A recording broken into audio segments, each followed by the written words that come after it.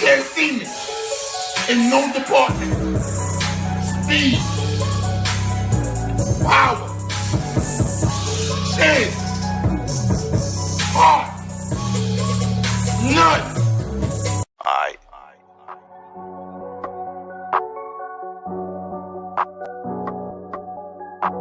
Spitting big facts and I'm cooking again. There he go talking that boxing again. Spitting big facts, cooking again. There he go talking that boxing again. Spitting big facts and I'm cooking again. There he go talking that boxing again. Spitting big facts, cooking again. There he go talking that boxing again. Spitting big facts and I'm cooking again. There he go talking that boxing again. Spitting big facts, cooking again. There he go talking that boxing again. Spitting big facts and I'm cooking again. There he go talking that boxing again. Spitting big facts and I'm cooking again. There he go talking that boxing again. Spitting big facts, cooking again. There he go talking that boxing again. Spitting big facts and I'm cooking again. There he go talking that boxing again. Talking big facts, I ain't tell no lies. Trio talk like fight fan. Slap a troll with my right hand. Hit the like button, watch the replay. Want all the smoke like EJ. Fuck a troll what he say. I bomb a nigga like Wilder, boy. Spray the thing, make shower, boy. Tyson Fury, you a coward, boy. Box a nigga like ego. Make you bow your head, take one knee like Kell Brook and Tim Tebow. Since the time that Lester been black and eyes like Debo. Like Debo? And I'm a breadwinner like Kevin Gates. Smoke strong, make you levitate. On my evil spins, might meditate. Gon' watch me, you gon' steady hate. But I pimp the game like 7-8. 7-8. And I'm a big stepper like Money Brown. I don't mess around, I don't fuck around. But I fuck around, not wear my crown. Fuck around, not wear my crown. Spitting big facts and I'm cooking again. There he go talking that boxing again. Spitting big facts, cooking again. There he go talking that boxing again. Spitting big facts and I'm cooking again. There he go talking that boxing again. Spitting big facts, cooking again. There he go talking that boxing again. Spitting big facts and I'm cooking again. There he go talking that boxing again. Spitting big facts and I'm cooking again. There he go talking that boxing again. Spitting big facts, cooking again. There he go talking that boxing again. Spitting big facts and I'm cooking again. There he go talking that boxing again. Trio talk like fight fan. There he go talking that boxing again. This trio talk like fight fan. There he go talking that boxing again. Trio talk like fight fan. There he go talking that boxing again. There he go talking that boxing again. There he go talking that boxing again.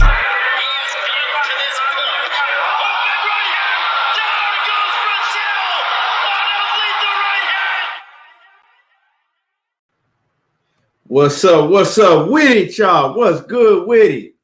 Y'all already know what to do when you come in the building. Smash on that like button and let me know y'all in the building. Phil J 508, what's happening with it? John Kramer, what's good with it, homie? Yeah, there you go talking that boxing again. Y'all already know. Yes, sir. Yeah, we gonna cook today. We got a lot to cook on today. We gonna cook today. Wait for them to get these notifications out. Get in the building. Real Marlo TV, what's happening with it, Marlo? What's good with it, little homie? Shavar Hall, what's happening with it? Man, make sure y'all go check out my homie, Real Marlo TV. Yes, sir. John Kramer, man. Roy ain't got no CTE. Roy Jones just, he just biased. He just biased, he got some people they got their fighters that they like and they don't look at no facts. They just look past all of that shit. You know what I'm talking about? That's just Roy. That's just him. Alex Reyes, what's happening with it, man? Where you been at? What's good with it, fam? Where you been at? Nitty G, what's happening with it? What's good with it? And like I said, when y'all come in the building, smash on that like button. Y'all smash on that like. Yeah, man, I don't know, man. I don't know. What's up? I don't know what Roy got against EJ. Maybe not even against him. You know what I'm saying? Maybe he just don't. Maybe he wasn't really too familiar with EJ watching Errol Spence coming up through the ranks. You feel what I'm saying? It could be that because when you working for a network, when he was working for HBO, when Roy Jones was working for HBO, he was pretty much focused on the HBO fighters. You know, he flying back and forth from city to city. You know, he pretty much focusing on the HBO fighters. So a lot of times cats like Roy Jones and you know, commentators and cats that's really involved in boxing like that, you expect them to know everything that they're talking about. You expect them to be watching all of these fighters and you know, but they don't do that. They pretty much focus on the fighters that they have to cover. You know what I'm saying? And so it could be the case, you know, he just never too familiar with Errol Spence, you know, with what Errol Spence had to do coming up through the ranks. Or it could be that he don't like his fighting style. You know, I don't know what it is, but like I said, we can't expect don't never expect these commentators and these dudes that may be former professional fighters to know more than you do about what's going on in the sport right now, because most of them don't. You know what I'm saying? Most of them don't keep up with it like that.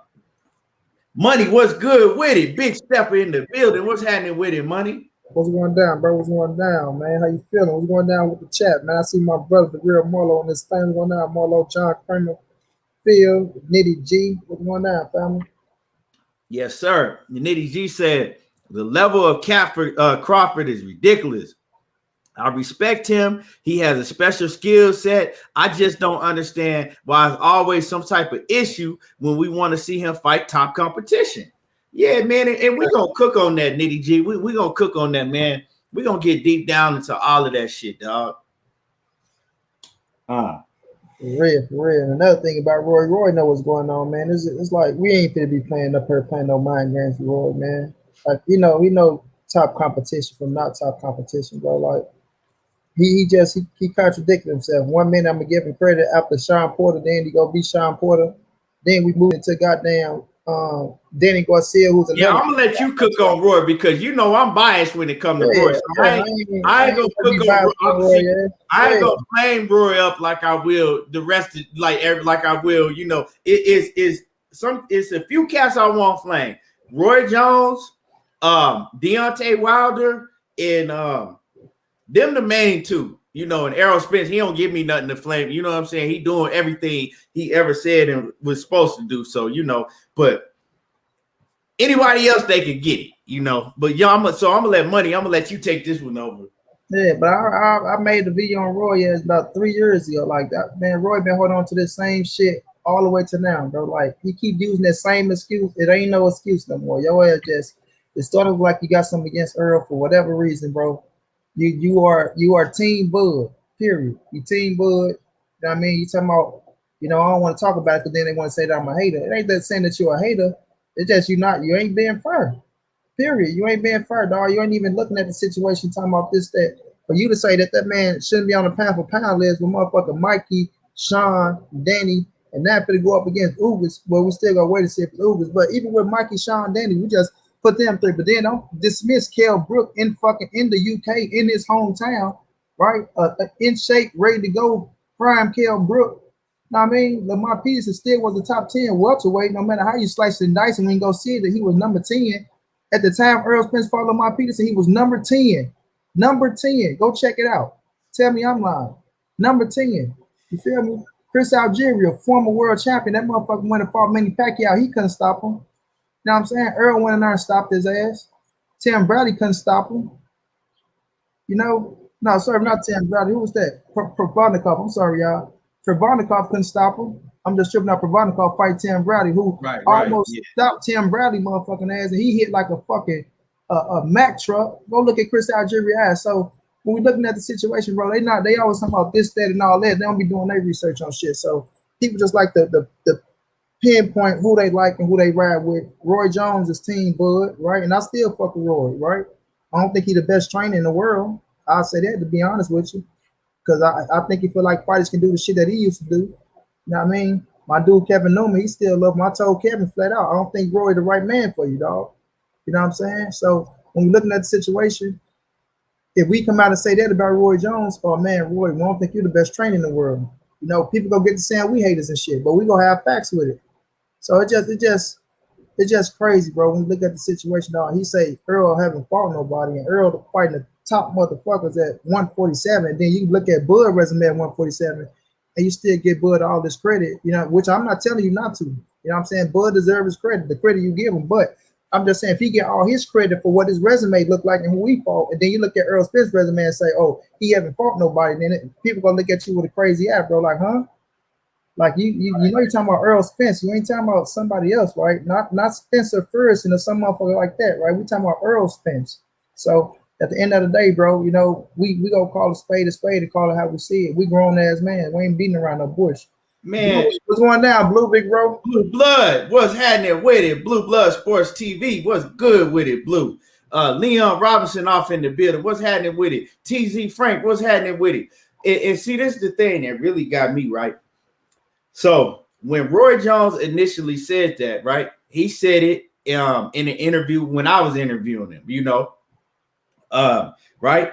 So later on, I told Errol Spence what he said, you know, and that's when Errol Spence was just, you know, when he gave a take when he was like, I never needed no approval for Roy Jones. Roy Jones been a Bud Crawford dude. He been an HBO dude and all of that, right?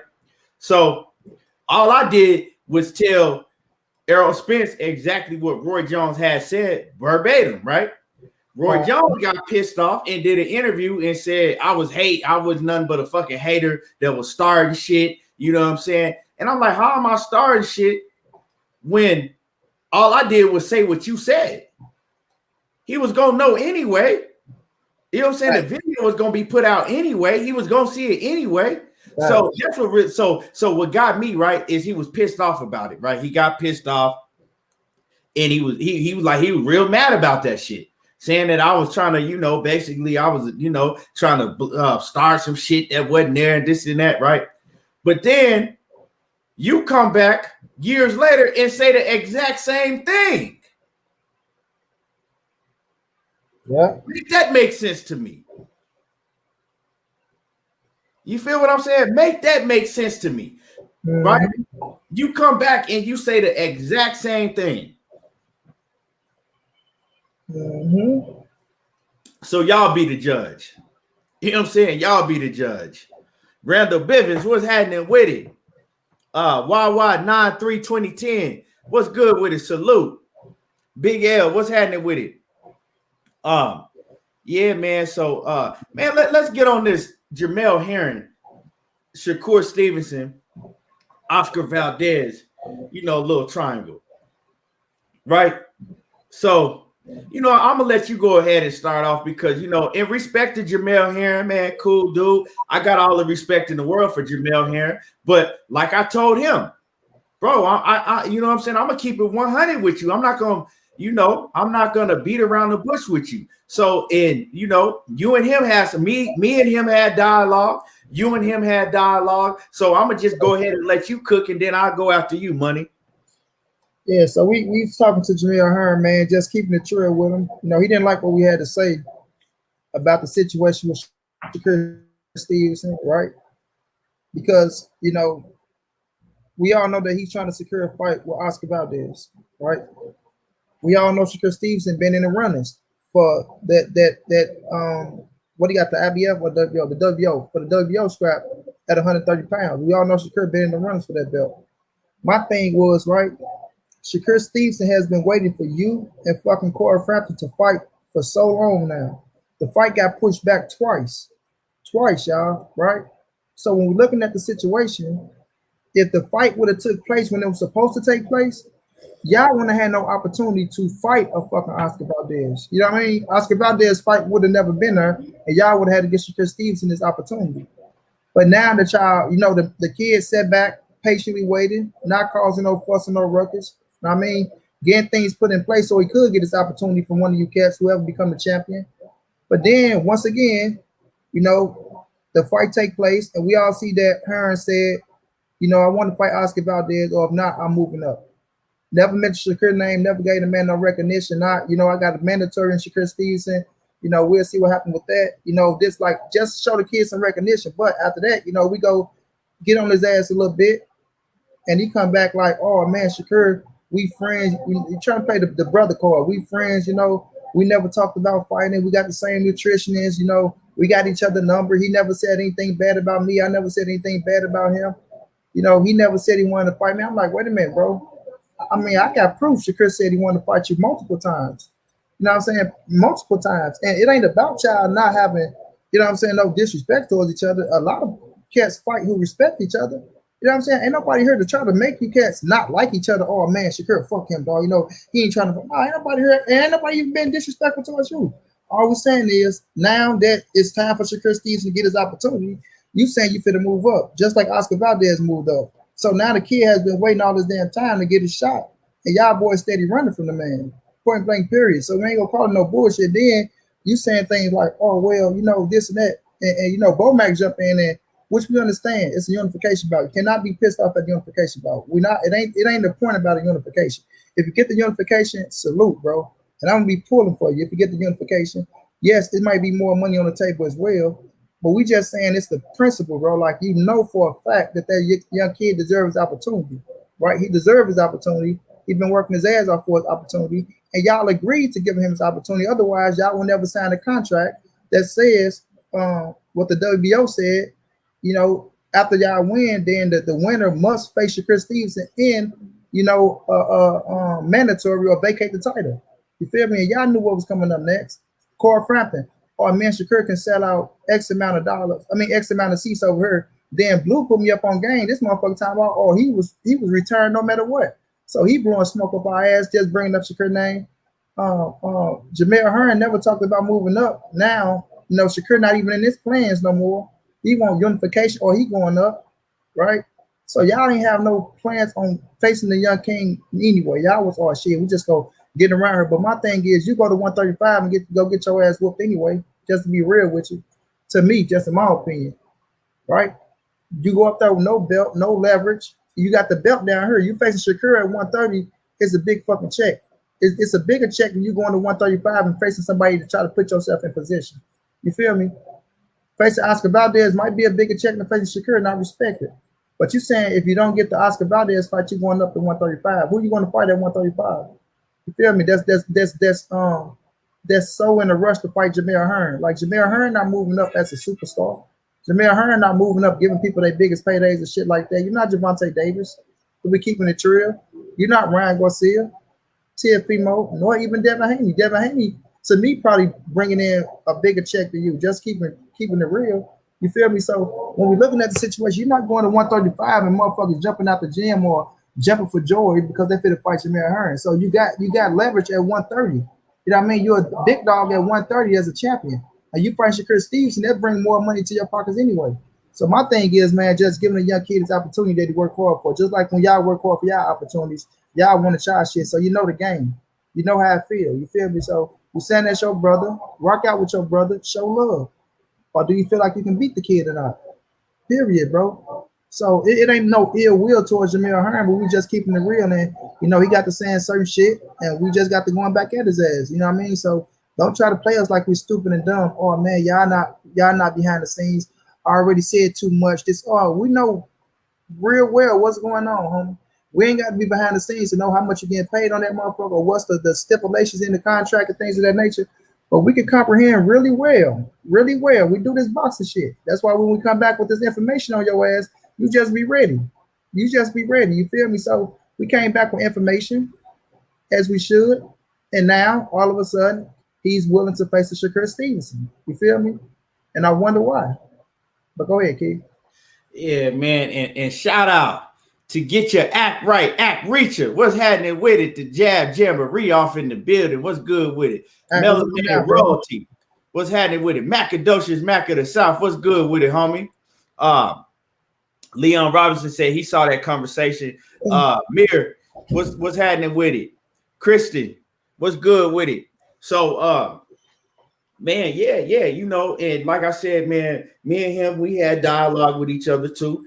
And I was just letting them know, like, you know, you sitting up here saying that we don't know what we're talking about.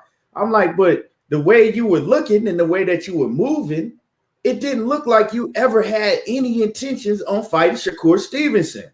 you knew, and I told him, I said, dog, I said, you knew after you beat, I said, you knew before you beat Frampton, that if you beat Frampton, that Shakur Stevenson was waiting and he had been waiting. You knew what you was going to have to do before you even got that fight with Frampton, right? You knew that Shakur Stevenson had been waiting, right? I said, so then you go on to beat Frampton and you get on the mic and you didn't even mention Shakur Stevenson, right? You didn't even mention his name. Didn't even say a letter, a word with an S in it. Mm-hmm. I said, so the way that you was moving, it didn't look like to me that you ever had any intentions, right, of fighting Shakur Stevenson. And I told him, I said, bro, I said, I respect you. I said, but you got to keep it real. I said, what's right is right and what's wrong is wrong. And you know that man deserved his shot. I said, if you say that you his homeboy, I said, how you gonna move around him like that? You know, I said, so I don't know your body. I said, I don't know your body. I said, so if you think that you only can make one more fight at 130, and that's the only fight you can make, and they paying you so much money to fight, Valdez, and you can't pass it up. I said, cool. I said, only you know that.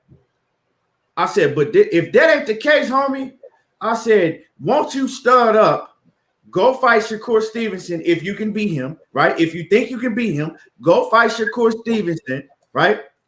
Get a big bag with Shakur Stevenson, and then go face Oscar Valdez and get a much bigger bag. Your name will be bigger, and you're going to make a lot more money. I said, why not? I said, I said, ain't nobody coming at you like that. I said, all we want is the best fighting the best. And I said, Shakur Stevenson is at the very top of the best in that weight division.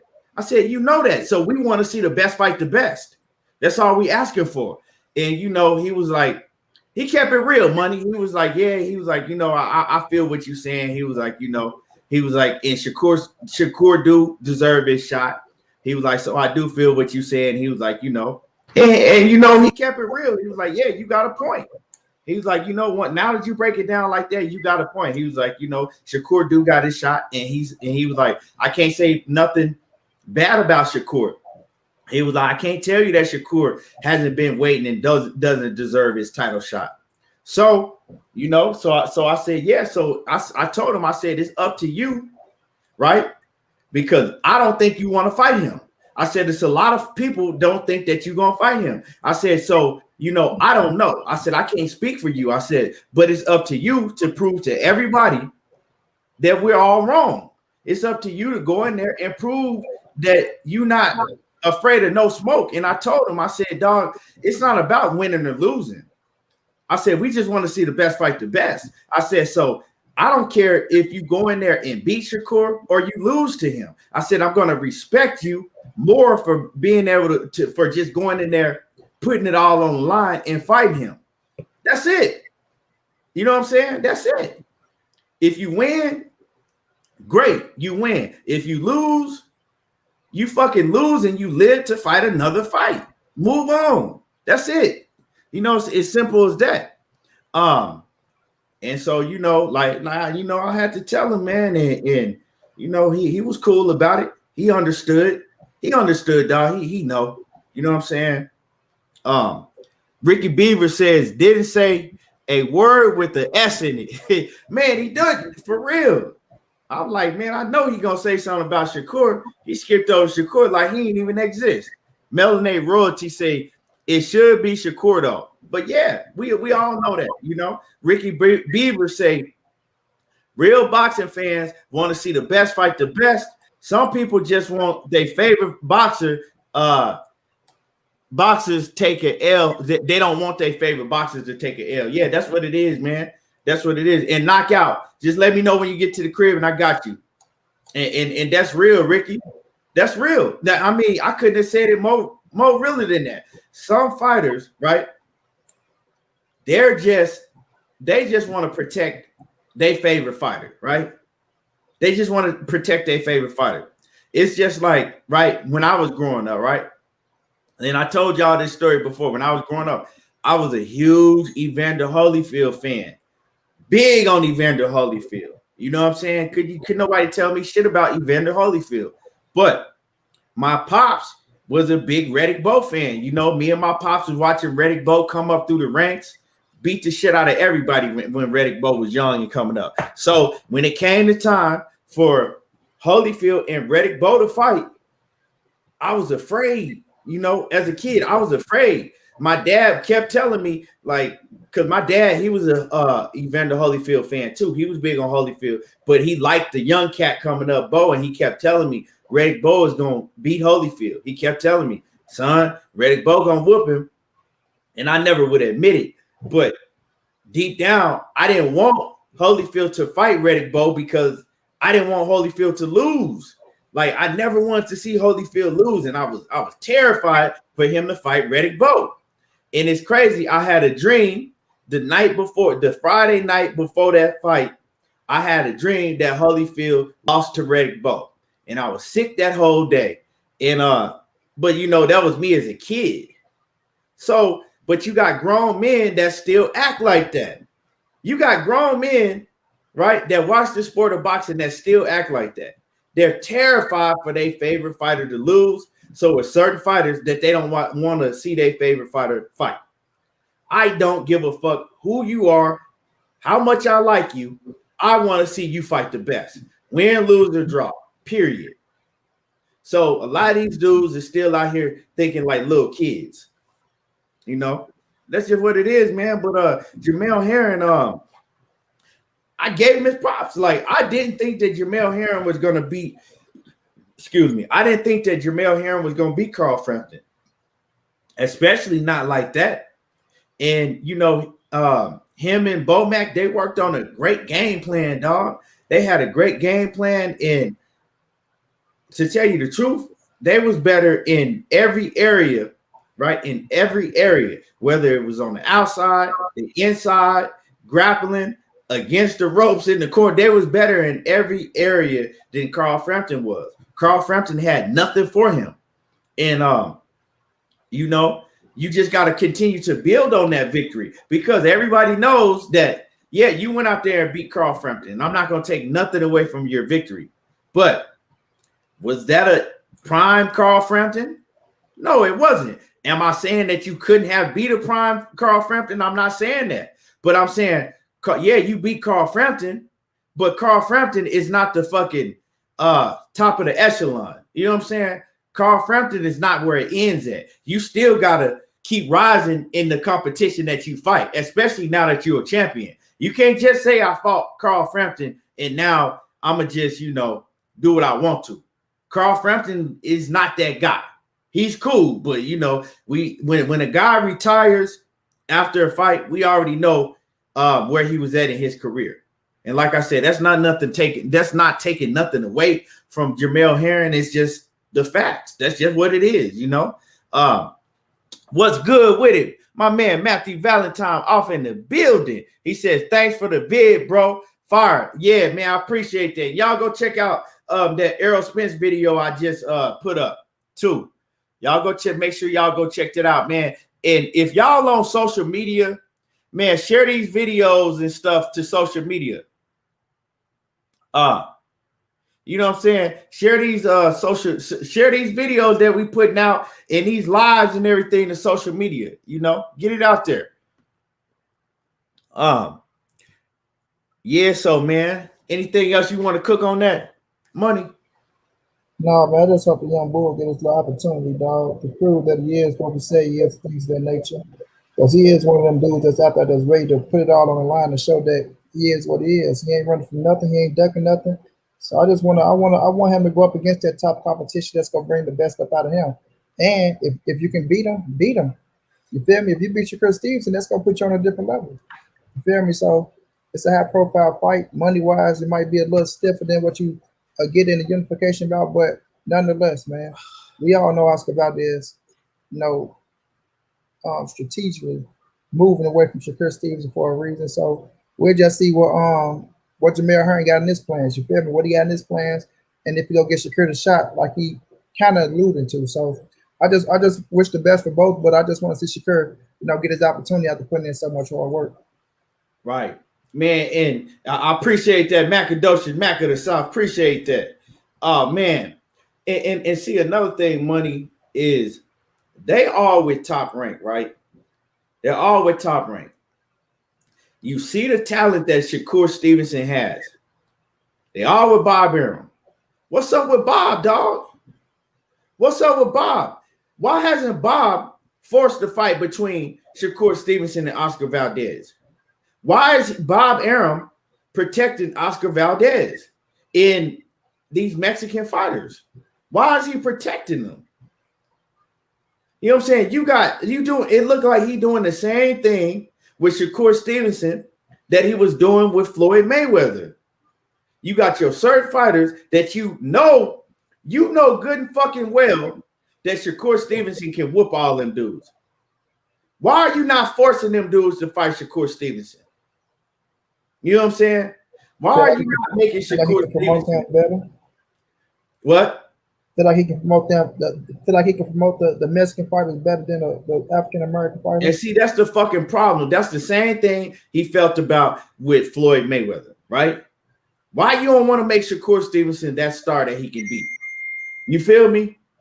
Because see, a lot of people got that perception of Shakur Stevenson that he just that young, you know what I'm saying, kid that smile, you know. Nah, Shakur Stevenson talk a lot of shit. You know what I'm saying? He talks a lot of shit. If you really know Shakur, and he's not afraid to say what's on his mind. And y'all can see he growing out of that persona. See what the thing was. The thing was that Shakur Stevenson always been one of them little badass kids that talk a lot of shit. One of them badass niggas, little niggas that would have been in the streets getting in a whole bunch of trouble if it wasn't for boxing, right? That's Shakur Stevenson. But see, the thing is that, you know, he was trying to uphold the image that wasn't really him, you know, because he had Andre Ward. He had Andre Ward guiding him, you know. He had Andre Ward guiding him and telling him, you know, say this and don't do this and don't say, you know, because that's who Andre Ward is. You feel me? Andre Ward, he doesn't have to put on that persona. That's who he is. You know, nice dude. He's not going to, you know, curse. He's not going to say, you know, that's Andre Ward. That's just him. But Shakur Stevenson is the opposite of that. You feel me? And I think that's one of the reasons why Andre Ward kind of was like, you know what? I'm going to go ahead and back off. And, you know, I'm going to go ahead and back off. Because he knows that Shakur Stevenson, he's not going to uphold that persona that he wants him to uphold. That's how I feel about it, you know? So I'm going to go ahead and back off. But Shakur Stevenson, he could be a Money Mayweather. He could be that. Because, like I said, he talks shit like that. You know what I'm saying? He's not going to hold his tongue. Y'all seen him when he came out and told y'all about Bob Arum. You feel me? Y'all seen it when he told y'all about Bob Arum, how Bob Arum wouldn't fucking treating him right. How Bob Arum was holding him back and all of that shit. He ain't finna hold his tongue, dog. Let me see. What's good with it? Batman off in the building. Batman say unify Trump mandatory. If he goes and fight Oscar Valdez, I wouldn't have a problem with that. Yeah, I would. I mean, as a boxing fan, and for him, going down, bro. As a boxing fan, right, and for him doing what he was supposed to do, I got a problem with that because, like I said, before he fought Frampton, he knew that Shakur Stevenson was there. Before that, so if you really a big dog, right? If you really a big dog and you think that you can beat this kid. And saying that you ain't scared of no Shakur, ain't nobody scared of Shakur Stevenson. Well, then go in there and show me and prove it. Get a bag off of Shakur Stevenson, right? By beating him, get a big bag from Shakur, and then go and beat Oscar Valdez.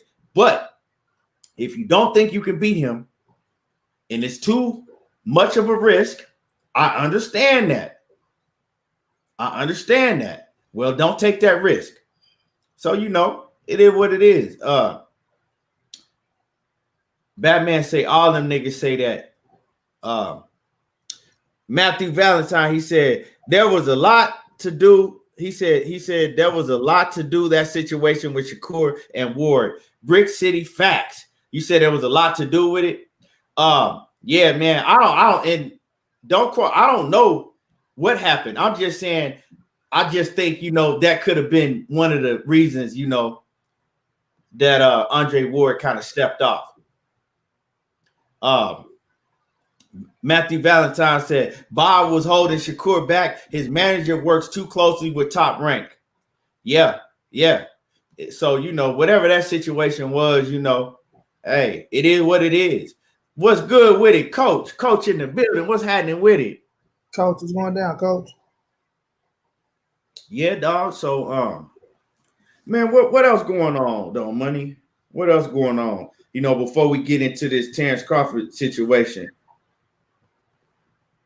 Oh man, before the Terence Crawford situation, we can hit on could Jared Hurd, if in the best shape as that Jared Hurd, could he still cause problems for Jamel Trollo? You know what I'm saying? Is he still in good shape? Is he still that same threat like he was when he was that, that killer going up against Laura, stopping Laura and shit? Do we get Trollo problems? Could he dethrone Trollo if Trollo become undisputed? You know what I'm saying? I look at that situation as, Hurd putting the hard work in. He's still at 154. Still the same style. I know we got a new coach and things of that nature. I feel like they kind of fucking him over by trying to revamp him into a boxer instead of just working around what he really is, a pressure fighter that love to bust pipes, putting the pressure on motherfuckers, teaching them how to take some of the sting off the punches we know how to do, but not, just not take as much punishment as he took. But when I look at Jared Hurd, bro, I still look at Jared Hurd as a threat. I still look at him as a threat. You know what I mean? That one loss, you get your head, clear your head, get yourself in the best shape as possible, get in the right space. I still look at Jared Hurd as a threat. Now, I never had him beating Jamel Trollo. I had him beating Laura, right? I never had him beat Jamel Trollo, but it is a very, very competitive fight in my eyes. If Jared Hurd is on his shit, it's still a very competitive fight because Hurd is going to bang with your ass and he coming. You know what I'm saying? He coming. It's just that could you take the punishment that Jamel gonna put on your ass because he gonna put some punishment on you with your style of fight. The way Jared Hurd fight, him being right there, not really ducking shit, and Jamel right there letting that shit go on you, you gonna feel that shit. And that's what it's gonna come down to because we've seen Jamel show a good ass chin. You know what I'm saying? A damn good chin. It's just gonna be how do Jared Hurd face hold up because it shows that he can swell up, with them body punches. Do you go back into that mode of when you was fighting J-Rock and shit like that? A lot of shit jump back in your head. So I'm looking at Jared Hurd still as a top threat, but I still wonder, bro. I still wonder could he go in there and hang with fucking Jamel Trollo, or it could be in an undisputed fight for all the marbles, and who can he fight to get him in that position? You know what I'm saying? But Jared Hurd's name still holds with at 154. The one loss to J-Rock, you bounce on back. Once you fit a fight on Floyd undercard. So, you fit to get some recognition, especially if you're going there and handle your business against Luis Arias, beat him worse than somebody beat him. You know what I'm saying? So it's a lot on the plate for Jared Hurd. It's a lot that he got going, that he can put himself right back in the front of things and right back in position of being right there with the top dogs at 154 and being in position to fight Jamel Trollo next, but he gonna have to go through it to get it.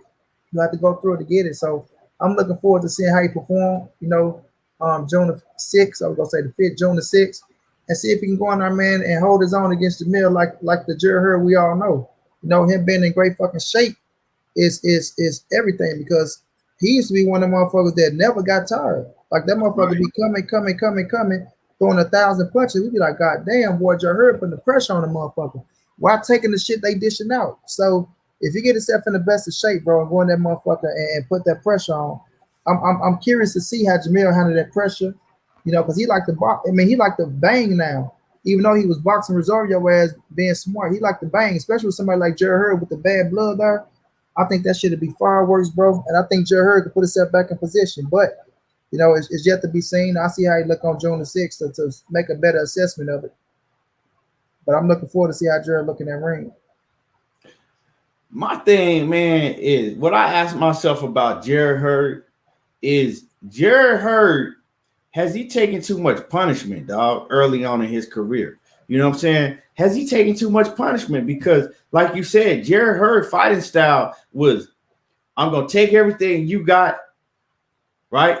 And I'm gonna continue to take it, but I'm bigger than you and I'm stronger than you, and I'm gonna take it. I'm gonna take it, but I'm gonna give you what I got until you can't take what I got no more. That was Jarrett Hurd fighting style. No defense, just come straight, and he took a lot of punishment, dog. You know what I'm saying? He took a lot of punishment in fights that he had. You know what I'm saying? It wasn't like Jarrett Hurd was just going in there getting these guys out and not taking no punishment. He was taking a lot of punishment, and you know the accumulation of punishment can tear on your body, your brain, all of that. And like I said, the last couple times that we saw Jarrett Hurd in the ring, he didn't look good. So could that be the case? Can Jarrett Hurd ever be back to the Jarrett Hurd that we saw, 2017, 2016, when he had, 3 titles? I think he had 3 titles at once, didn't he? Yeah. 3. Yeah, he had 3 titles. There was only 1 title he didn't have. That was the WBC. He had the IBF, the WBO, and the WBA title, right? Can we still see that same Jarrett Hurd, or has he taken too much punishment? You never know how much of punishment, because then you got to think, right? No, I think he had 2. I think he had 2. I thought he had 2. Okay. Well, and see, the thing is, you never know how much punishment a fighter's really taking in their career, because we see him taking punishment when he fights live, right? But we don't even know how much punishment he's taking in sparring. You feel me? He probably taking a whole lot of punishment in sparring also because of his fighting style. And it's different from being at welterweight, light welterweight, featherweight, them smaller weight classes taking punishment like that. He taking punishment at super welterweight, right? Plus, look how big the motherfucker is. Imagine how big them dudes is that he's sparring. He probably sparring against big ass dudes. So, I don't know if we'll ever see Jarrett Hurd like he was before, because he took a lot of punishment. And that's something that people don't really realize, how much punishment he was taking, man. And then to top it off, all the punishment that he took in the J-Rock fight, then he comes back. I think he came back for 2 fights after that, and he just never looked the same. He never looked the same, So I would like to see him, get back to form, but I don't ever see J-Rock beating no Jermell Charlo. I never thought that, even when he was at the top of his game, I never thought not J-Rock, Jarrett Hurd. I don't never see Jarrett Hurd beat no Jermell Charlo. Even when he was at the top of his game, I didn't think that Jarrett Hurd could beat Jermell Charlo, because he take too much punishment. And to be in the ring with somebody like Jermell Charlo, you can't let Jermell Charlo hit you that many times, right? It's a difference between getting hit by somebody like Lara than get hit by a heavy hitter like Charlo that's precise with his punches, pinpoint accuracy. You can't do that, man. You can't do that. And like Money said, if he ever do get in there with Jermell Charlo, if he ever do get in there with Jermell going for the knockout, Jermell going straight at him, because, that's the type of fight that he knows that he can win against Jarrett Hurd, because Jarrett Hurd don't have no defense. And how much better can Jarrett Hurd defense get? We see him working with Terence Crawford. And, he recently put up a post saying that Terence Crawford is giving him some real, real good work. They sparring with each other. Now, if you ask me, I think Terence Crawford been in there whooping his motherfucking ass. Right? I think if you ask me, I think Terence Crawford been in there giving him that work. Because what'd he say, man? What'd he say? He said, let me see. He says, when I say T-Bud is out here pushing me, I wasn't playing. Got some good rounds in with my guy today. Yes, T Bud probably pushing you to that motherfucker. I think Bud in there probably whooping Jared Hurd. Man, and with that being said, what do you think that fight would look like, Bud and Jared Hurd? You think Bud will whoop him? Man. Oh, my bad. Nitty G in that in that super chat. Appreciate you, homie. Always showing love. Yeah. What you think, dog? Just overall looking at the situation, dog. Okay, I got you, Knockout. I'm gonna drop the link let me drop this link in the chat for Knockout. Hold on. Go ahead. That'll be one I have to see, but I have to ask Terence Crawford to be real with you. Like, I think Bud can handle himself at 154, dog. I really do. I ain't there one of them cats that saying, "Oh, Bud on the 54, he'll get his ass crushed and this, that, and the third." I think Terence Crawford can handle himself at 54 because of his fighting style. If he uses his legs, you know what I mean. But I think he got the IQ to hang with them dudes. Do his power carry up like it is at 147? I think it will, because he always in shape. You know what I mean. And a little bitty motherfucker, I ain't gonna say little bitty, but a motherfucker like him in his build, you only get stronger. I think, you feel me. So I think his power can carry up with him, bro. I think I like to see, because her ain't got like that power, just like that, boom, that just fuck you up. He break you down. Break you down, yeah. Shit that, you know what I'm saying? And if you can't hit Terence Crawford, then, you know, not saying he ain't gonna hit him, but if you ain't really unloading all that shit on like he doing, the way he get to your body, bro, Bud to get to your body, and Jared Hurd, you know, he can get wide sometimes, or, you know, get punch happy, bro. You get punch happy, and the way Bud to get to your ass, bro, is different. But, you know, we never seen Bud against real pressure neither. That's why we want to see him against Sean Porter. You know what I'm saying? How do we handle that real pressure? And one thing, he ain't the best inside fighter. And Jared Hurd gonna try to take that shit in the inside and try to mar your ass down. So there's certain things that I still want to see from Terence Crawford, see if he can handle certain pressure, and I haven't seen it. You know what I'm saying? So I ain't just gonna say he gonna beat Jared Hurd in the fight at 154, you know, but just looking at the situation, if you ask me, I'll favor Terence Crawford about a little bit, but I'm not too sure, but I'll favor him a little bit. My man Matthew Valentine in that super chat, he say Bud over there beating on Hurd. Man, I think he is, dog. I think he is, man, because you know, I don't want to put too much in it, but I think Bud over there was putting that work on Hurd, dog. Unless the only way I don't see Bud was in there putting that work on Jared Hurd, right, is if they was just in there working where Bud was working with him on certain things. You know what I'm saying? Where you just sparring like to where you working. You know, you maybe working on defense, or you working on offense, or you working, you know. But other than that, I think he was in there putting that work on them, dog. And salute Todd Swindle. Todd Swindle say, shit, Crawford defense isn't A class. So how that help Hurd's defense? I don't know, dog. You got, I don't know, man. Mike Rhymes says, what's good? He says, what good does training with Jared Hurd do for you when you just big with no real skills? Well, see, he got real skills. See, he just needs to, like I said the other day, Jared Hurd needs to realize what he is, right? He needs to realize what he is, what he does best, and work on perfecting the fighter that he is. You know, trying to change Jared Hurd and make him a boxer and make him, you know, that's not him. That ain't him. You know what I'm saying? But one thing I would love to see him, because he is so big and he's long, and, you know, I would love to see Jared Hurd develop a fucking piston-like jab, dog. If Jared Hurd can develop a piston-like jab with his size, that motherfucker would be dangerous, dog. If he could develop a piston-like hard jab, pumping out, he'll be dangerous. But he don't really got that, you know.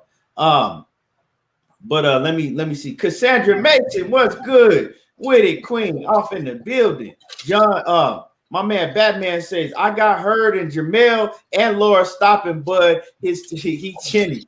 Man, I don't see Hurd or Laura stopping no Bud. Now, I ain't finna say all of that. I don't see Hurd or Laura stopping Bud Crawford. The coach said, y'all trip Bud don't punch hard enough to hurt Hurd. He says Hurd used to box early in his career. Go back and watch. Zen 360 says, I thought they were working on Hurd upcoming fight. Who Hurd helping Bud for? Nah, Bud is helping Hurd. Bud is helping her, Jared Hurd. You know what I'm saying? He helping Jared Hurd, get ready for who Jared Hurd fighting? Luis Cuba. Oh yeah, Cuba. Look for Luis Arias, yeah. What's good? And what's good with it? Knockout 86 TV. What's happening with it? Knockout. Luz, how y'all living this happy Friday, man? It's a good day. It's Friday, man. We off work for the weekend. How y'all doing? Sir, man. Good, man. Just you know what we do. Yeah, man. I ain't got no job. I'm always off Friday. I heard that, money. I heard that, man. You been dropping videos like hotcakes, bro. I see you over there shining on them, and it's all fire too. Yeah. Yeah. And you too, Key. I've been checking out, y'all, man. Y'all keep a brother going, man. I'm like, shit. I gotta drop something too. I wasn't even gonna drop one more. Let me drop one more real quick because the homies is out here working, bro. Can't nobody keep up with money though, man. Can't nobody money and blue blood. Hey, can't nobody keep up with money and blue blood. Trying to tell you, it's the blessing in disguise. Money done unlock the code. You're like, all right, y'all gonna sit up here and try to prove me off this motherfucker. Guess what? I'm gonna drop 18 videos a day. I got one video an hour for y'all ass. And I'm finna I'm gonna grow 100 and some subscribers every day. Like he gonna be blue blood be like by the time he come back in July, he gonna be at least at like 12, maybe even 15K, bro. Man, we're moving, dog. And Blue Blood be sleepwalking doing videos. He be sleep. See, y'all think Blue Blood be awake and shit when he dropped them videos out at 3 in the morning for 9-time, 8 division, world champion. Just said, like, God damn, Blue is 3 in the morning. Superstar boxer, legendary promoter, legendary boxer. Hey, hold on, y'all got me. It be 3:30 in the morning. Like, goddamn, Blue. See, but Blue actually be sleep. Y'all think he be woke? He be sleepwalking. Yeah, what's good with it though, man? What's good with it? Knockout, man. Man, just happy to be back on my regular schedule, man, and enjoying life, bro. But real quick on Jared Hurd, man, versus Bud, like what y'all was talking about. I'd have to favor Jared Hurd until I see Bud at 154, bro. I think Bud's power will carry up to 154. I'm confident that it will, but until I see it, man, Jared Hurd is very, very strong. He's very, very strong. If I look at Terence Bud Crawford, I know a lot of his fans and even objective people, they'll say, well, he hasn't been using foot movement and athleticism lately just because he hasn't had to. But when you do that, when you just stand in the pocket for so long and you're getting older and long in the tooth like he is, bro, I got to question whether or not you still got that athleticism. I got to question whether or not you can still move like you need to. And if he stand there and try to fight at 154, how he been fighting at 147, bro, I don't know if I can pick him over Jared Hurd. Now, he probably, he might be beating Jared Hurd's ass in sparring. We don't really know.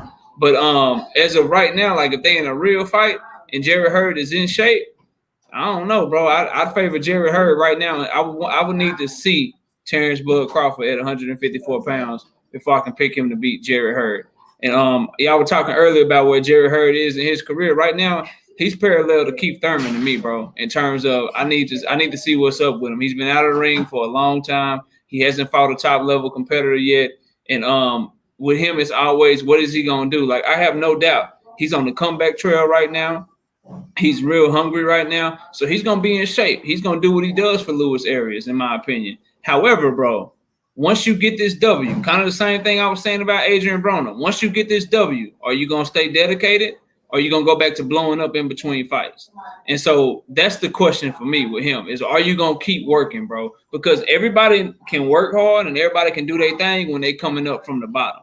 When they coming up and people are doubting them and they done took a big loss, everybody going to work hard. You know what I'm saying? Even when you ain't champion yet, when you an up-and-coming contender, when you're an up-and-coming prospect, you going to work hard. But once you make it, we saw what he started doing. He started blowing up in weight. So that's my question. I think he'll beat Luis Arias. That ain't what I'm worried about. If you want me to take you serious going against somebody like Jermell Charlo, I need to see you back in that gym as soon as you take this fight. I need you to not wait until 2022 to fight again. I need you to have another fight scheduled for 2021 sometime later on this year to get back active, to stay in shape. Once I start seeing that, then I can take him serious as a contender again. So right now with me, I'm drawing a parallel with Jarrett Hurd and Keith Thurman. Like, yeah, the talent is there. Yeah, you've been at the top. And while you only have one loss, you just been a little bit too inactive. You've been a little bit too undisciplined, and you haven't been dedicated for me to trust you in a big fight right now. So that's kind of where I'm at with him, bro. Hey, Batman, you can tell by how the words that Jarrett Hurd is saying that Jarrett Hurd, hey, motherfucking Bud in there putting in that work, dog. I ain't gonna take that away from him because he like, man, when I say that Bud is, he was like, man, he giving me some work.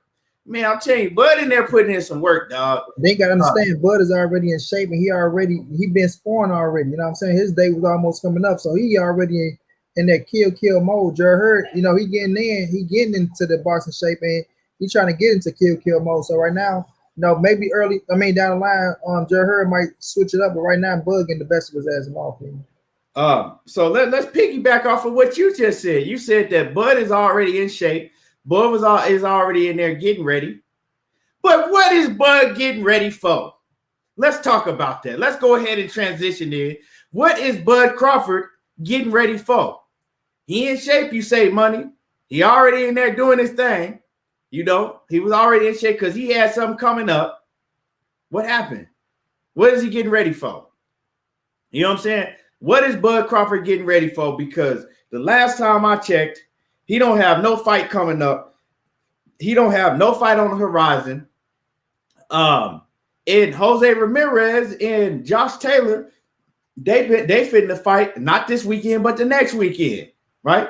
That's the only rumors that we have for Bud Crawford now is him waiting to see who's going to win the Jose Ramirez, Josh Taylor fight. And then later on, late in the summer, they're going to make a bout with him damn near in the fall. Damn near fall. He got to wait to damn near fall to get a fight. Right? Damn near fall. So what is he doing? I'm confused. Who is he in there getting ready for? Is he in there just helping? You know what I'm saying? Did he just go down to Colorado Springs with Bo Mac? Bo Mac said, you know what? I don't want you sitting around here frustrated and getting depressed because we can't get you no fight. So come up here with us, come up with the guys and help me work with these guys and get them ready. So because that's what it looked like to me. He ain't got nothing to get ready for. Now he can stay ready, so he ain't got to get ready, but he sure ain't got shit to get ready for. And with that being said, Bob Arum couldn't get him no fight, right? I don't know if Bob Arum could get him a fight or not because you still had Keith Thurman out there, right? You still had Keith Thurman out there, right? You had Sean Porter out there. And I'm going to tell y'all, quote, and I'm not making this up. Bob Arum said it. Terence Crawford backed it up. Bob Arum said, I try to get him these different fights. He's difficult. Then Terence Crawford came. Y'all remember this. Terence Crawford came and said, look, I can't really, say nothing bad about Bob. He's tried to get me these fights. So if Bob is saying that he's tried to get you certain fights and you difficult, now, and then you back that up with saying, yeah, Bob, I can't lie. Bob has tried to get me these certain fights. So who is it? Is it Bob Arum or is it you that don't want these fights? Because last time I heard Keith Thurman, he said that he wanted to fight you. Last time I heard Sean Porter, he said that he wants to fight you. So why don't you have a fight? Why are we talking about you sitting out to September or October now to fight the winner between Jose Ramirez and Josh Taylor, right? And you think that's going to get you a 50-50 against Errol Spence? You beating some guys that's coming up from 140 pounds, whoever it may be. You think that's gonna get you a fight with Errol Spence? And I mean, you think it's gonna get you a 50-50 purse split? So my question is, where does Bud Crawford go from here? With all of that being said, where does Bud Crawford go from here? He don't have no big mega fight lined up. A fight between him and Josh Taylor or him and Jose Ramirez, it's cool, but it's not no Keith Thurman and Terence Crawford. It's not no Sean Porter and Terence Crawford. You feel me? It's not a Manny Pacquiao and Terence Crawford. It's cool. You know, it's a cool fight. It's a fight that I like to. I mean, I'm gonna watch it. I'm gonna be intrigued to watch it, but it's not that big, super mega. You never heard nothing this big before. Tavion Crawford, fucking Taiwan Terrell. You know that shit that they was talking. Just wait. We gonna fucking blow Errol Spence out the water with this next announcement. It ain't that, right? It's not that. And now you sitting on the shelf. So with that being said, where does he go from here? And does Terence Crawford stay with Top Rank? Does he stay with Top Rank? Because, you know, Bob Arum hasn't gotten you nothing that he promised. I mean, the only thing that he really had to get you was the Manny Pacquiao fight, because Terence Crawford himself, he didn't look like he was too interested in any fight but the Manny Pacquiao fight. He said it himself on several occasions. What fights do you want? I want Manny Pacquiao. I keep telling y'all, I want Manny Pacquiao. Mention no other names. I want Manny Pacquiao. That's it. So the one fight, you only wanted one fight. You right? You was only really deep down wanting one fight, because you out of your own mouth, before anybody come in here talking about that Errol Spence shit, you out of your own mouth said you wasn't worried about no Errol Spence. You don't need Errol Spence, right? You said that out of your own mouth. So it was only one fight that you really wanted. And for 7 straight years, Bob Arum failed to give you that fight. Now, do you still stick around with Bob Arum at Top Rank, or do you leave Top Rank? What do you do? Where do you go from here? Could it be a possibility that Bud Crawford finally says, I got enough. I'm leaving Top Rank and I'm gonna go take my talents over there to DAZN, because we see how great he gets treated at DAZN. They look at Bud Crawford, and now we got Roy Jones over there at DAZN. We ain't thought about that. You got a whole team. You got over there at DAZN, you got a whole team that's backing you. If he goes to DAZN, they're gonna put him on a high pedestal, and they're gonna do everything for Bud Crawford. He have a whole team that's backing. DAZN gonna get him. I mean, I don't know what type of fights they're gonna get him. They're gonna give him the type of fights that he's accustomed to. I mean, obviously, he don't like to fight the top competition anyway, so he's still gonna get the type of fights that he's accustomed to. And one thing I can say about DAZN that is a lot different than PBC, if he goes over there on DAZN, he will be fighting on a normal basis if he wants to. They will get him fights on a normal basis. They'll keep him active if he wants to be active. That's up to him. Now, if he go, now I know he ain't going to PBC because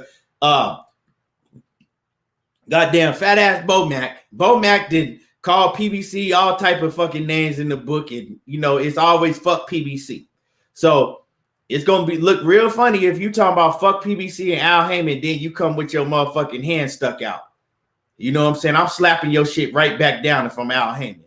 Get your ass on. But so I don't see him going with no PBC, even though that's where all the smoke is. But it don't look like he want all the smoke like that. I don't know, but that's a whole different story in itself. But DAZN to me is the place for him.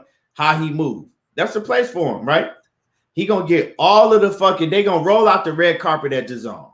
Now though, right? Does he stay at Top Rank? You know, some people, you know, right? We seen Bud Crawford, right? He a millionaire now, right? He still lives in Omaha, Nebraska. He never moved. And I'm not saying there's no problem. I'm not saying there's nothing wrong with that. You know what I'm saying? But usually when cats get bread, they kind of get up from the hood. You know what I'm saying? They dip out. He still live in Omaha. He's still around everybody that he came up with. And nothing wrong with that, right? But maybe Terence Crawford is a guy that's, you got them dudes that they don't never go past. They don't see past their city. That's all they see is their surroundings. They're comfortable in that environment. So they're not comfortable getting out and exploring, moving, or going somewhere else. Maybe Terence Crawford is, he like, fuck it. That's all I know is Top Rank. That's all I know. I'm comfortable over here. I know I've been dealing with them for years. I don't want change. You feel me? I don't want to explore change.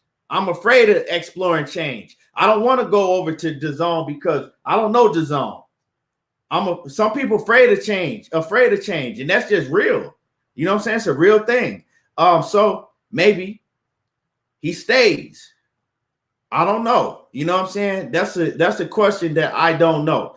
But let me get through some of these comments real quick, and then I'm gonna let y'all cook on this. Let me see. Sylvester 2011 says if Arum cannot get Terence an Arrow or Pac-Man or Porter this year, he has failed, and I strongly believe Terence leaves him for another network. Excuse me. Stephen Lee say the only fighter for Crawford is Mandy. One time lost to Mandy. He says the only fight for Crawford is Manny. One time lost to Manny. Why level himself down for that fight? So you telling me that if he goes and fight Keith Thurman, he's leveling himself down? Have you seen Terence Crawford's resume lately? Who he's fought? And I'm not even clowning. I'm just saying, have you seen who he's fought? Who on his resume is better than fucking Keith Thurman? Like, let's be 100. Stephen Lee says Bud shouldn't be fighting scraps. Ricky Beaver says for legacy purpose, I think Spence and Bud need each other. Zen 360 say, why would Bud not fight until October or November? Well, you gotta ask Bob Arum that, dog. You gotta ask Bud and Bob Arum that, right? Cassandra Mason says, remember the list they put out for potential contenders? Porter, Thurman, Lopez, Ortiz, Jesse Vargas, Danny Garcia. Not sure how legit it is, though. I mean, and as far as that, the Ortiz fight, I would love to see that fight, but I don't think Oscar De La Hoya would make that fight happen. You know what I'm saying? Oscar De La Hoya is his roster real thin. Now he with Triller. Y'all, that's another thing, that they took Golden Boy is working with Triller. They no longer gonna be on DAZN. So that's another thing that we got to talk about, but that's another story. Mike Rhymes say maybe Hurd is chasing Bud to get in shape. Juan Garza says he should have never signed with Bob Arum. He has a rep for not acting in the best interest of the fighters.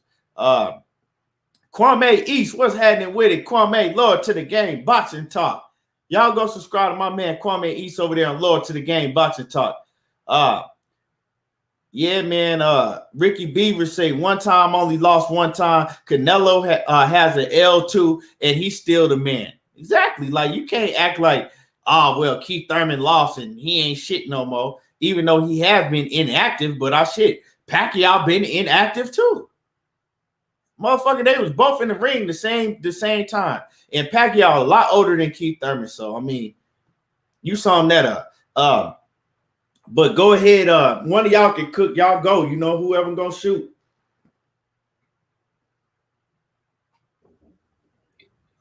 All right, I go. Man, so a couple of things on Terence Bud Crawford, bro. Like, I'm starting to lower my standards for him, to be completely honest with y'all. A couple of things. So for him trying to fight in September, October, that makes me just further believe, bro, that he don't really want to fight Errol Spence like that at this point. I don't know if he did or didn't at a certain point in time, but you're not finna not fight for almost a year, and then all of a sudden your first fight back is going to be somebody like Errol Spence. So I believe him and Bob Arum, this is some strategic shit where they trying to get their schedules off. Because when you're looking at fighters that might fight, bro, they typically will fight around the same time so that they have the same amount of time to prepare, especially for a fight that's going to be this big and of this magnitude. So for him not pushing to fight in the summertime, for them not trying to get him some opponent, whether it's Sean Porter or Virgil Ortiz or anybody like that, for him to not, if he doesn't fight in the summer, that just further leads me to believe, bro, that we're not finna get that undisputed fight that we want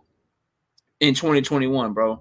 Because at the end of the day, what is Earl supposed to do at this point? Let's say he fights Ugas in July, as we all expect. Let's say Bud fights in October. Is Errol Spence, that's going to put him out of the ring a whole hell of a lot longer if he has to wait on Bud Crawford to finally be ready to fight him sometime in 2022. And so that's just, to me, this is just a strategic move by them. That, like, they really are moving on from Errol Spence, is what Terence Bud Crawford is trying to do. I'd rather him fight Virgil Ortiz if Oscar De La Hoya is willing to make that fight. So I just think it's some shaky stuff, and I got to start holding him to a lower standard, bro, because I keep holding him to the standard of wanting to be great, trying to be undisputed in 2 separate weight classes, wanting to smoke with people and just being this dog. But you alluded to something key, and you said it well, bro. Like, he lives in Omaha, Nebraska.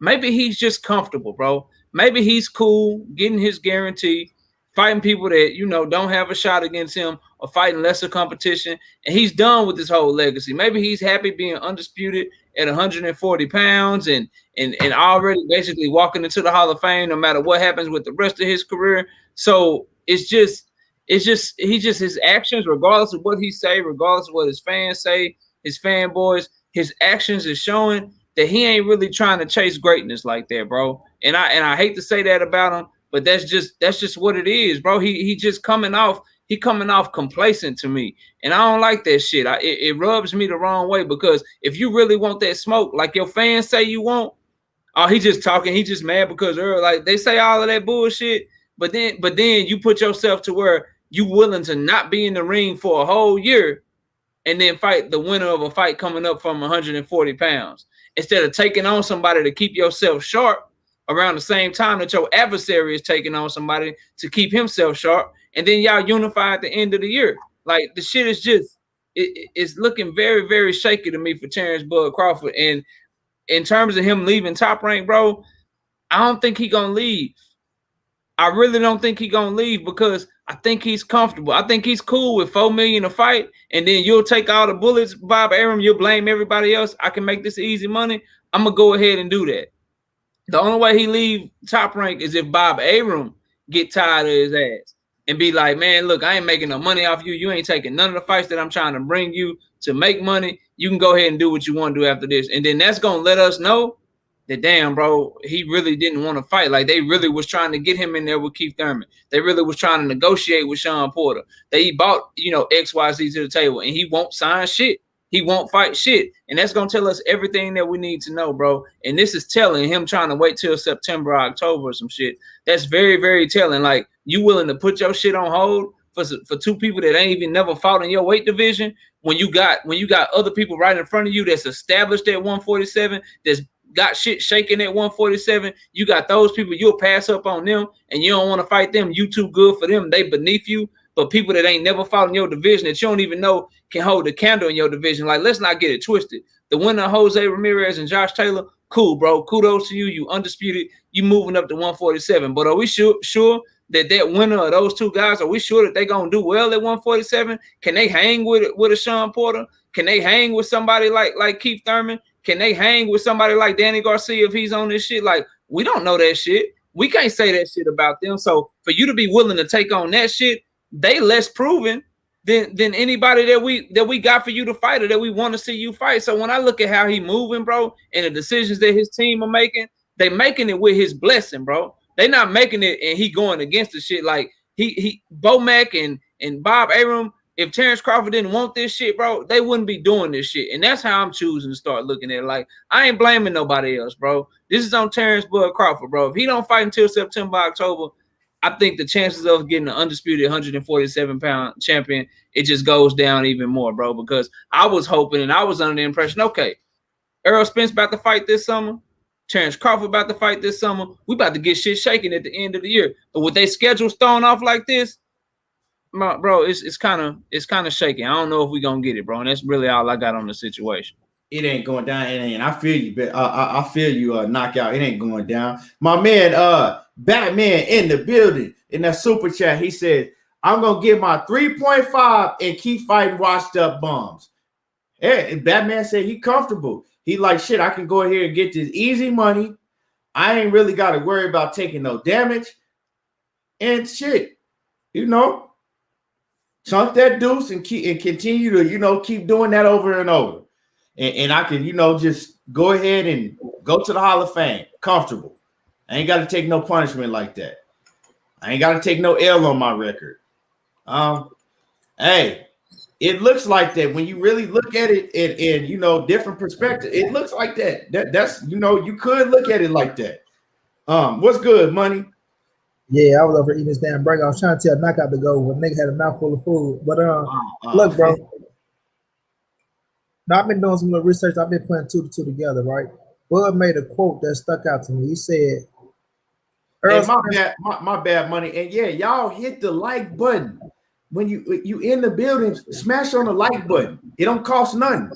And go ahead, money. Yeah, he said Earl Spence will be remembered for one thing, ducking Terence Bud Crawford. That's going down in the history books. So I started thinking, like, bro, is that the direction Bud's trying to take? You know what I'm saying? Is he trying to hold Earl Spence back from being the undisputed champion at 147? And is he trying to make history be, Earl Spence and Terence Bud Crawford didn't happen because Earl Spence never wanted to fight? Right. You know what I'm saying? And it's looking like that's the direction he's taking, bro. Because I'm going back, I'm looking at tweets and shit. I'm looking at his little demeanor and shit they be talking. Yeah, when I say I'm done with something, I'm done with it. You know what I'm saying? Stop asking me about it. So what the fuck you mean you done with your sport? You done with achieving greatness. You know what I'm saying? Mark Ambrose, that shit funny. My bad, dog. Who's done with achieving greatness, bro? Who's done with achieving greatness? Like you can never achieve enough greatness, bro. Shit, you had 3 divisions, right? You got 3 divisions. This motherfucker that got 6 and 5 divisions. This motherfucker that got 8 divisions. You know what I'm saying? Clarissa Shield, undisputed in 2 motherfucking divisions. So it's like, have you reached your limit? Like Knockout said, are you okay? You satisfied with becoming, 3 division world champion, former undisputed world champion, current WBO welterweight world champion? That's enough for you? Your bucket list is scratched off? Okay, well, if that's the case, then, right, you should be filling up your coffers. It should be all about the money now. Everything else shouldn't matter right now. Only thing you should be worrying about is getting as much generational wealth as you can get. And last time I checked, my Nipsey Hussle voice, y'all know I love that saying. I be saying, shouts out to my bro Nipsey, rest in peace. Your biggest fucking payday is with Earl the Truth Spence Jr. Earl Spence Jr. biggest payday is not with Terence Bud Crawford. It's with Canelo Alvarez. And that fight is going to manifest. But with Terence Bud Crawford, you put yourself in this position to get your biggest payday, right? To fight your biggest fight of your career, win, lose, or draw. Win, lose, or draw, bro, right? Even if you lose to Earl Spence Jr., it still look good on your resume going into the Hall of Fame.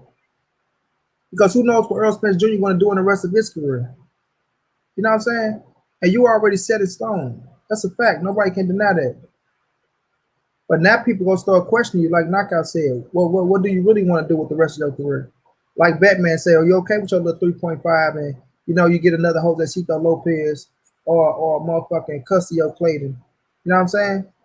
Because people will criticize Earl Spence if he was to fight a motherfucking... If Earl Spence was sitting around waiting on the winner, Ramirez and Josh Taylor coming up, and this is no knock concerns with Crawford, I'm just saying this how the shit go.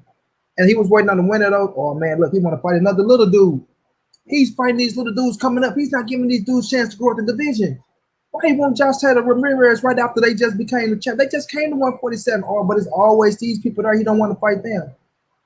But for Bud, yeah, Bud can just sit around and wait for the winner, Ramirez and Josh Taylor. That's a hell of a fight. Undisputed versus undisputed. No. Ain't no fucking undisputed versus undisputed. You had a WBO welterweight world champion against a motherfucker that just came up to the welterweight division, a former undisputed world champion. There ain't no undisputed versus undisputed. I never seen the fight when they said, well, here goes the former undisputed champion versus the former undisputed champion.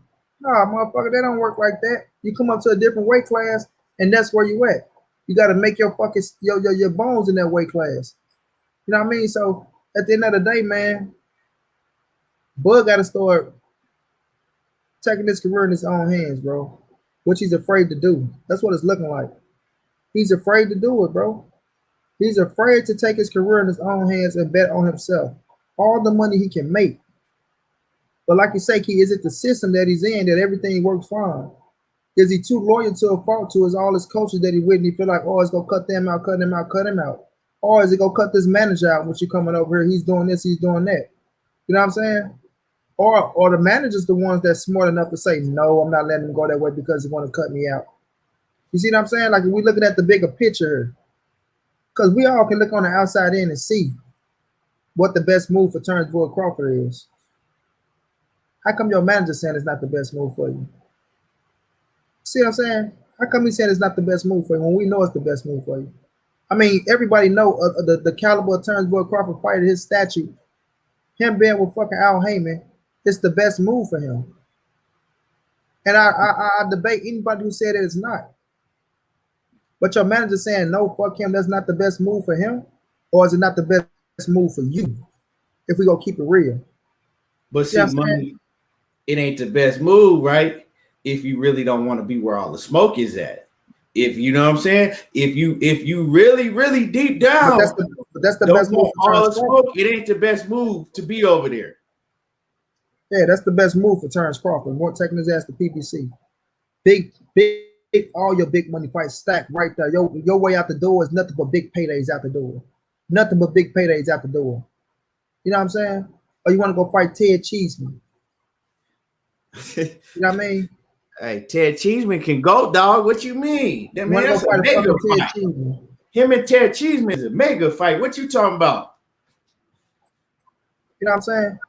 So I'm just saying, man, he's sitting back and you're missing that money train. So while you saying, you know, Earl Spence gonna be remembered for ducking Terence Crawford, Earl Spence is going out there getting his name mentioned by Canelo Alvarez, getting his name mentioned by you, getting his name mentioned with the fighters at motherfucking 154. Fourth pay-per-view in a row coming up against your Dennis Ugas. Back end money out the ass. So, I mean, man, common sense is common sense, bro. But we can't tell no grown man how to move. We can't tell no grown man how to run his business. It is your career. You can do what you want to do, like Bo Mac came here and said. We do what the fuck we want to do. You're right. Y'all could do what the fuck y'all want to do. Just like the next fight can do what the fuck they want to do. But apparently y'all can't do what the fuck y'all want to do because Bob, right? Bob got you motherfuckers sitting out to September when you should have been fighting in June or July. A whole paycheck you want to miss out on. A whole paycheck. Unless you plan on fighting in September, they come back in December with a quick turnaround, which I pray that's the case if you do fight in September. But I just want to see them take their career in their own hands, man, because like you say, Father Time is undefeated. And Bud Crawford ain't getting no young. What they always trying to say, oh, they trying to age out Bud Crawford. Bud Crawford aging his goddamn self out. Let's keep it real. He aging his damn self out. Because it ain't hard to say, come on, Earl Spence, I'll accept that 60-40. Let me call your bluff, see what your motherfucking ass talking about. Or it ain't easy to say, I mean, it's easy to say, it ain't hard to say, Bob, do what the fuck you got to do to give me Sean Porter or Keith Thurman. You know what I'm saying? Get them dudes more than 1.5 or $2 million because they work more than that shit and put this shit on pay-per-view. And you're going to make that money back, right? With extras if you fight one of them PBC boys. Because motherfuckers want to see Bud fight one of them PBC boys. But what do we know? We don't know shit. We're not in the inside like Jamel Hearn say. We don't know what's going on behind the scenes, yada, yada, yada, this and that shit. So at the end of the day, it's his career. He is a walking Hall of Famer. He has the right to do what he want to do. He has the right to fight who he want to fight. But don't get pissed off when the fans criticize your ass, right? And your history book say, yeah, he's a Hall of Famer, but he didn't fight the top dogs in his division. You know what I'm saying? So we'll just see. Right. And my man KG, what's good with it? KG off in the building in that super chat. He says, shout out to the boys, Key and Money, talking that boxing and keeping it a buck. 100. He says, salute to Knockout. Yes, sir. What's good with you, homie? Yeah, man. KGB over there, man, cooking up that thing in that restaurant. Let me see. Hold on. We got Smooth Groove Boxing. What's good with it? Always showing love and support. In that super chat, he says, what's understood doesn't have to be explained. The love is real. He said, hashtag Texas boy. That's what it is. Appreciate you. it. Smooth Groove. Come on now, Smooth Groove, big brother. How you feeling, yeah. Man, and Coach said some shit, right? He said that Bo Mack, he said, I try to tell y'all Bo Mack is a horrible manager. And, you know, I fuck with Bo Mack, but let's talk about it for a minute because I agree with Coach on the managing part, right? And this is my take, right? You steady talking about fuck some Al Heyman and fuck PBC, right? Why would you say that instead of thinking like they got Errol Spence over there, right? This is how a good manager would think. They have Errol Spence over there at PBC. They got Keith Thurman. They got, okay, right? Why don't we go over there to PBC, make a big mega fight with Errol Spence, right? Cut the middleman out. We ain't got to split the bag. Oh, now we get more money because it's an in-house fight. And we don't have no promoter to split the bag with. We get much more money because it's an in-house fight and we don't have no promoter to split the bag with. You know how much money they would make if Bud Crawford was over there at PBC and fought Errol Spence? And you ain't got to split your shit with Bob Arum? But nah, he ain't got that much sense. He'd much rather say, fuck Al Heyman and fuck PBC instead of saying, you know what? How are all these motherfuckers making so much money? We might need to go sit down and talk to Al Heyman and fuck with PBC. You feel me? Because see, Bud is a big enough name to where he could go talk to Al Heyman, right?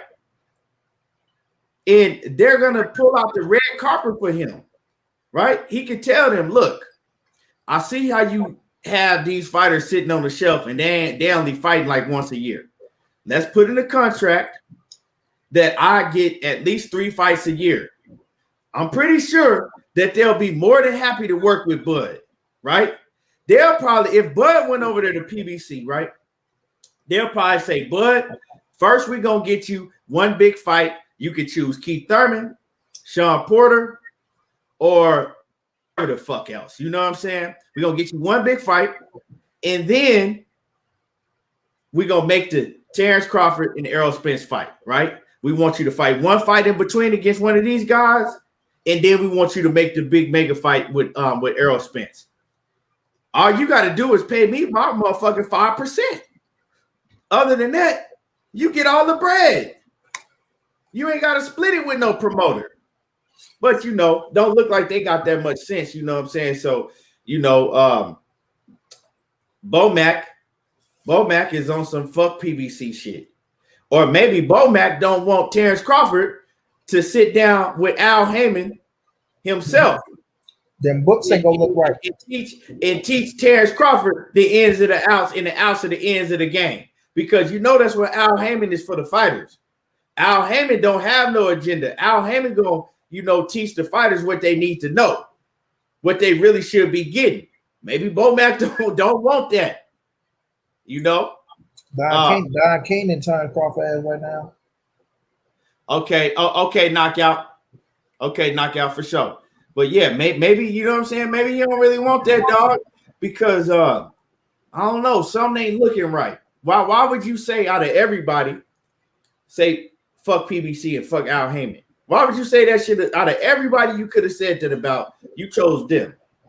You know what I'm saying? Because Terence Crawford never said that. Let me clear that up. Terence Crawford never said that, but Bo Mack said that. So, you know, Coach is saying Bo Mack is a horrible manager.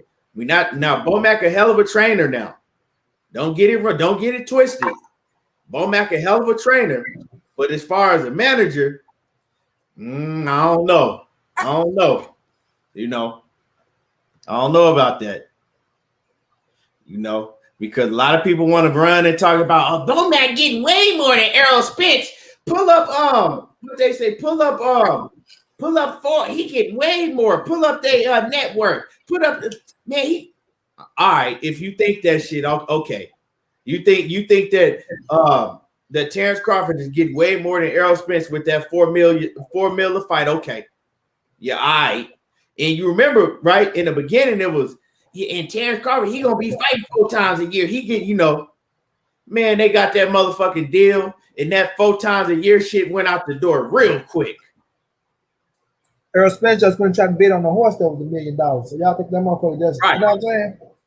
So how Errol Spence buying $1 million horses, but his net worth only $6 million?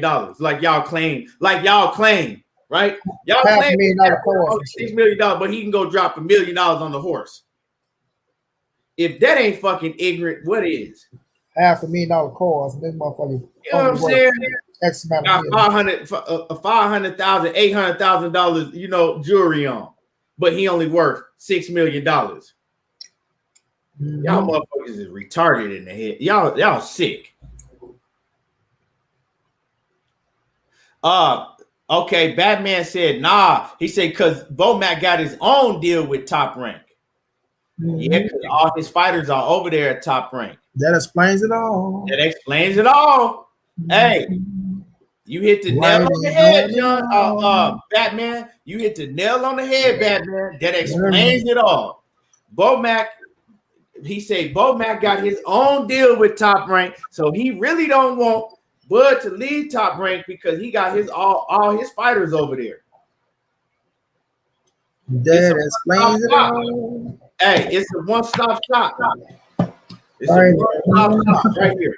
We get it. We get everything over here. One-stop shop. Man, yeah, that make a lot of sense. Bomac cups cost more than 15 cents around this motherfucker. Yeah, I don't know, man. What do you see him? Do you see Terence Crawford leaving or staying? When you really think about it, I don't know, man. I'm 50-50 to be honest with you, bro. 50% he go, 50% he stay. I really can't tell because that Pacquiao fight would have put him back in position with Top Rank. I'm gonna keep it true. If Bob would have went out and got him that Pacquiao fight, you know what I'm saying? I think he would have stayed with Bob. And he said, "Okay, Bob, you got me the big fight. That's what I needed for the Hall of Fame career. From here on out, I'm gonna make this Reggie, and I'm gonna go on." But if you look at the situation that had played out, bro, like if you look at like overall the whole situation that had played out, it made him look like it was embarrassing, man. It was just fucking embarrassing. And then his family coming out, they on the front line, big announcement. Oh, man, it's coming. I mean, it was so good enough that it convinced us that we was found like, God damn, finally, dog. Shit, you deserved after 755 years of chasing this motherfucker. You deserve as many Pacquiao fights. Only for that motherfucker to come out and say they didn't come with the money and the fight is off. And you send your ass up here doing all this. I don't need Errol Spence. Fuck him. It's like the 989. Like I always say, Keith, you get that shit. Oh, yeah. Money, yeah, you hanging out with a nigga every day, looking out for you. Bam. That's you got 750,000 coming. Oh, I ain't got to hang with them niggas no more. I got 750,000 coming. Damn, Keith, why you ain't coming around? Oh, man, I just been busy, man. I ain't really doing shit, man. Behind the scenes, though, you tell them motherfuckers, no, I ain't hanging out with them niggas no more. Them niggas ain't got shit, man. I got money coming. I ain't worrying about that. I'm gonna keep them niggas a little shit I owe them, and I'm getting the fuck on. Them niggas want to stay over there all day, do all that shit. I'm good. I got mine. And something happened. The IRS just snatched that whole motherfucking check from your ass, and now you got to come back like, oh yeah, you know what I'm saying? So it's just like that situation, man. But at the end of the day, right? It's how can you not want to fight the best of the best when you saying this is your career, this is what you want to do, and you saying in your tweets you always want to fight the best. You've been chasing these fighters since you was at 140 and all this, which is not true. You mentioned one name at 140, that was Keith Thurman and Manny Pacquiao. You mentioned Keith's name once at 140, but you said you don't duck nothing. You fight this fighter, you'll fight that fighter. And you saying things like the promoters work for y'all if you really want. When it comes to Errol Spence, the promoters work for y'all if you really want the fight. But when it comes to everybody else, it's on the promoter to make the fight. You know what I'm saying? So you want to pick and choose what you want to be the truth. And that ain't how this shit work, bro, because us, we pay attention to everything. We're not gonna let shit slip through the cracks, homie. You know what I'm saying? So when it comes to the situation, man, it's just like, bro, come on, man. Like, common sense is common sense, bro.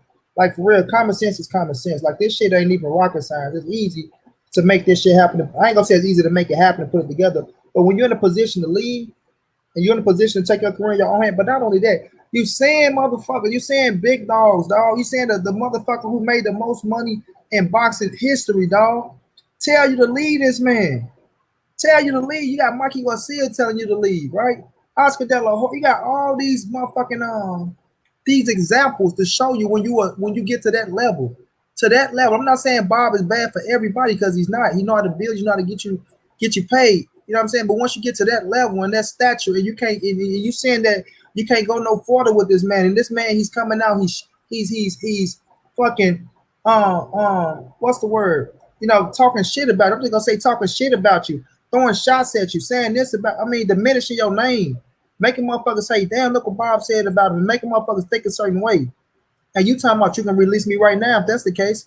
You know what I'm saying? If I'm a headache and I ain't making you no money and I'm doing this and I'm doing that, you can just release me right now. We ain't gotta wait till October. When you see that type of shit and you don't take heed to those signs and symbols and you still stick around, you know what I mean? Like, come on, bro. Come on, bro. For real, dog. Like, for real, bro.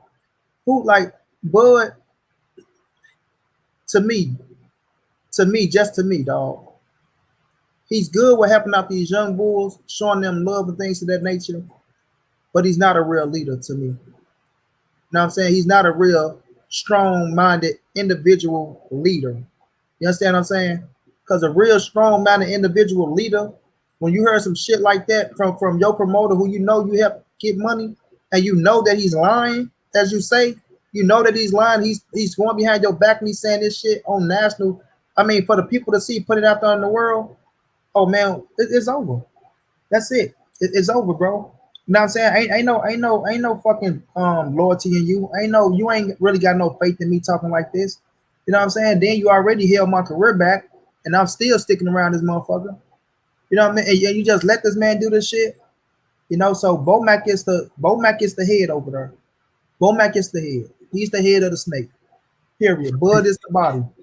Bomac is the head, bro. You know what I'm saying? And I'm just gonna keep it real. That's who driving the Terence Crawford train. Bomac is driving that motherfucker. Bud is the body. He got the heart. You know what I'm saying? Got the guts. But Bomac is he's the brain and he's the seer. You know what I'm saying? And you just gotta call a spade what it is, bro. You know what I mean? So when we're looking at the situation, dog, you know, not saying he had a bad career, because, you know, like I say, accolades and achievements, that's the only thing that gets remembered in the history books. What you did, it ain't about who you did it against. It's about that you did it. You achieved it. You know what I'm saying? You achieved them accolades. You know what I mean? And it ain't easy. I ain't gonna make it like his road was just easy. Like he had to go in there and these motherfuckers just nothing. He earned it. And his skill level showed that he was a different level. But when it comes to them top of the top, bro, like Nipper say, you know what I'm saying? Top of the top. When it comes to the top of the top, bro, you know, you're not gonna have them on your resume. Like Earl Spence said, all those accolades were names that nobody will remember. You understand what I'm saying? Nobody will remember those names. Jeff Horn, he beat Manny Pacquiao. Nobody is clamoring for Jeff Horn. In Australia, he might be somebody, but who the fuck going over to Australia and living in Australia just to keep it real? You know what I mean? But over here, when we talk about the Hall of Fame and the stench like that, where we bring up names and 20 years down the line, we mention a name, you know what I mean? People not gonna remember no damn Jeff Horn. People not gonna remember no damn Green Bean Machine. You know, salute the Benavidez. People not gonna remember Benavidez. Now I used to love Benavidez coming up. 17-year-old phenom bang with Manny Pacquiao doing what he was doing. You know what I'm saying? People not gonna remember those names, bro. But Sean Porter, Danny Garcia, they will be remembered. Mikey Garcia will be remembered, whether you like it or not. You know what I'm saying? Whether you like it or not. Don't make me get into my Denzel voice around this motherfucker, but it is what it is, bro. That's the facts of the nature. And Earl Spence name will be remembered. If Earl Spence get that Canelo Alvarez fight, oh man, Jesus, Mary and Moses, man. But we'll just see how this shit turn out, bro. All right. And then that super chat, Melanated Royalty. I appreciate you showing love. He said, love the real, stay with it, Kings. We appreciate you, Melanated Royalty. And man, see, this is my thing, dog. I heard what Let you me say said. this, EJ 88. I'm saying for us the history book and going into the Hall of Fame. It's And gonna I be was on the actually accolades. You know what I'm saying? It's gonna be on the accolades. I was gonna touch on that, dog, because see, this is my thing, right? This is my thing. Put me up, Keith. Hell no, you ain't uppercut. Hell no, you not, bro. This is my thing, right? This is my thing, dog. Is you not gonna remember Bud 10, 15, 20 years from now if he don't do something fast? Because as boxing fans, right? You remember even in sports, right?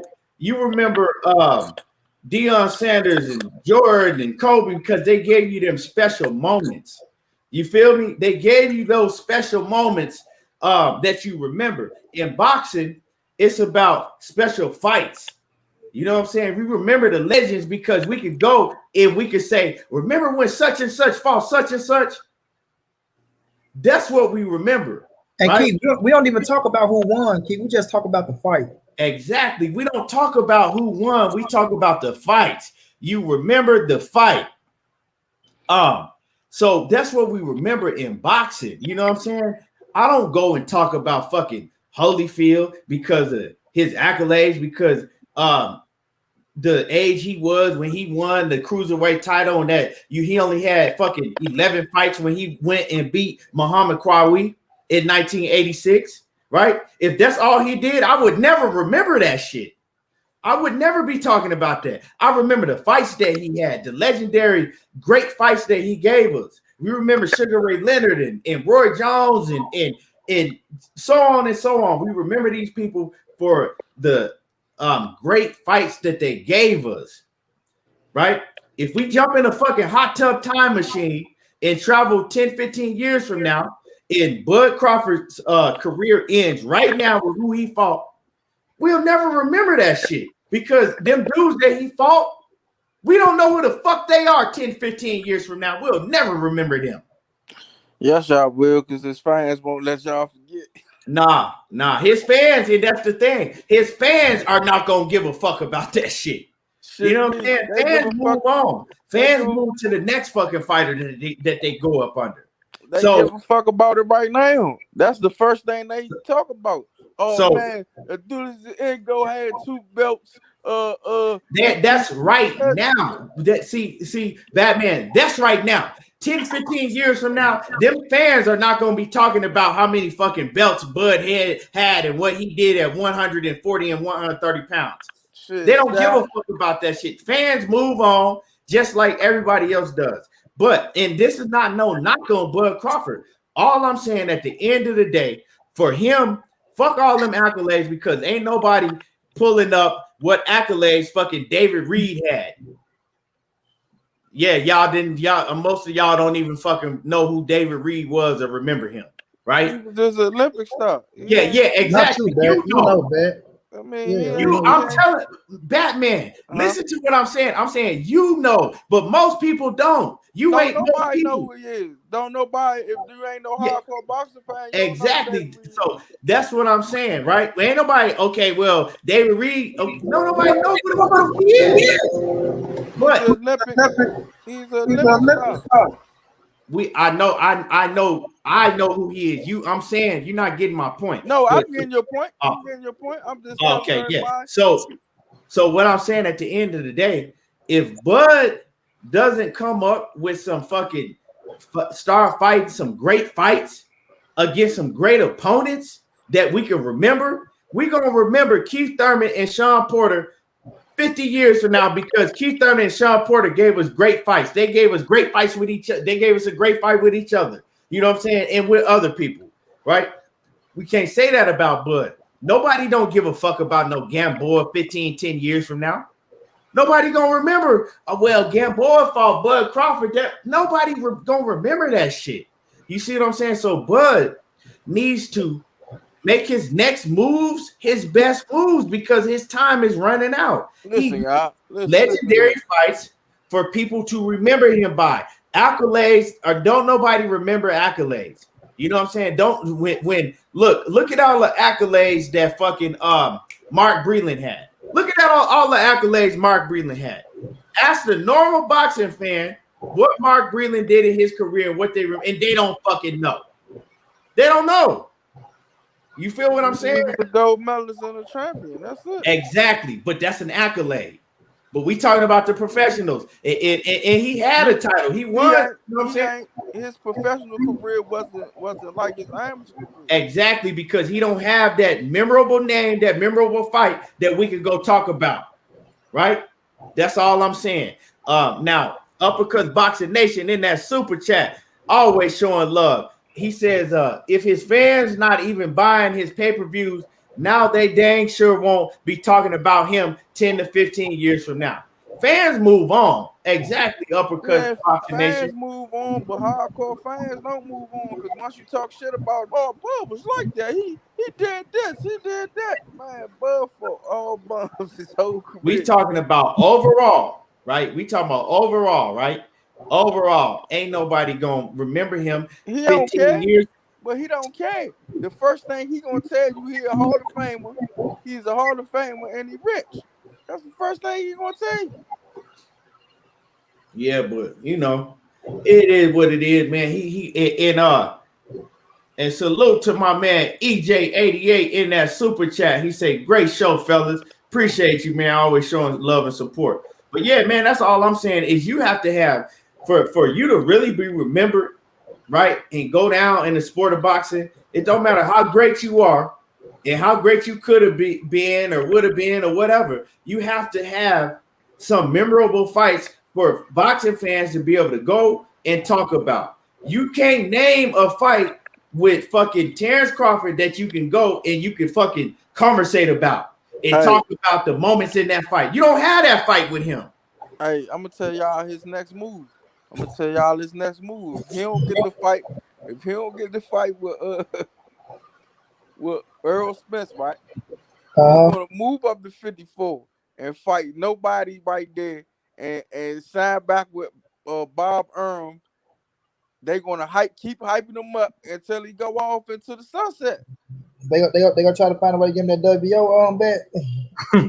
Man, if Jamel move, he's just gonna move up and fight and try to fight somebody that's fake undefeated or something. Put the nigga against Slavoj Savigo for the WBO.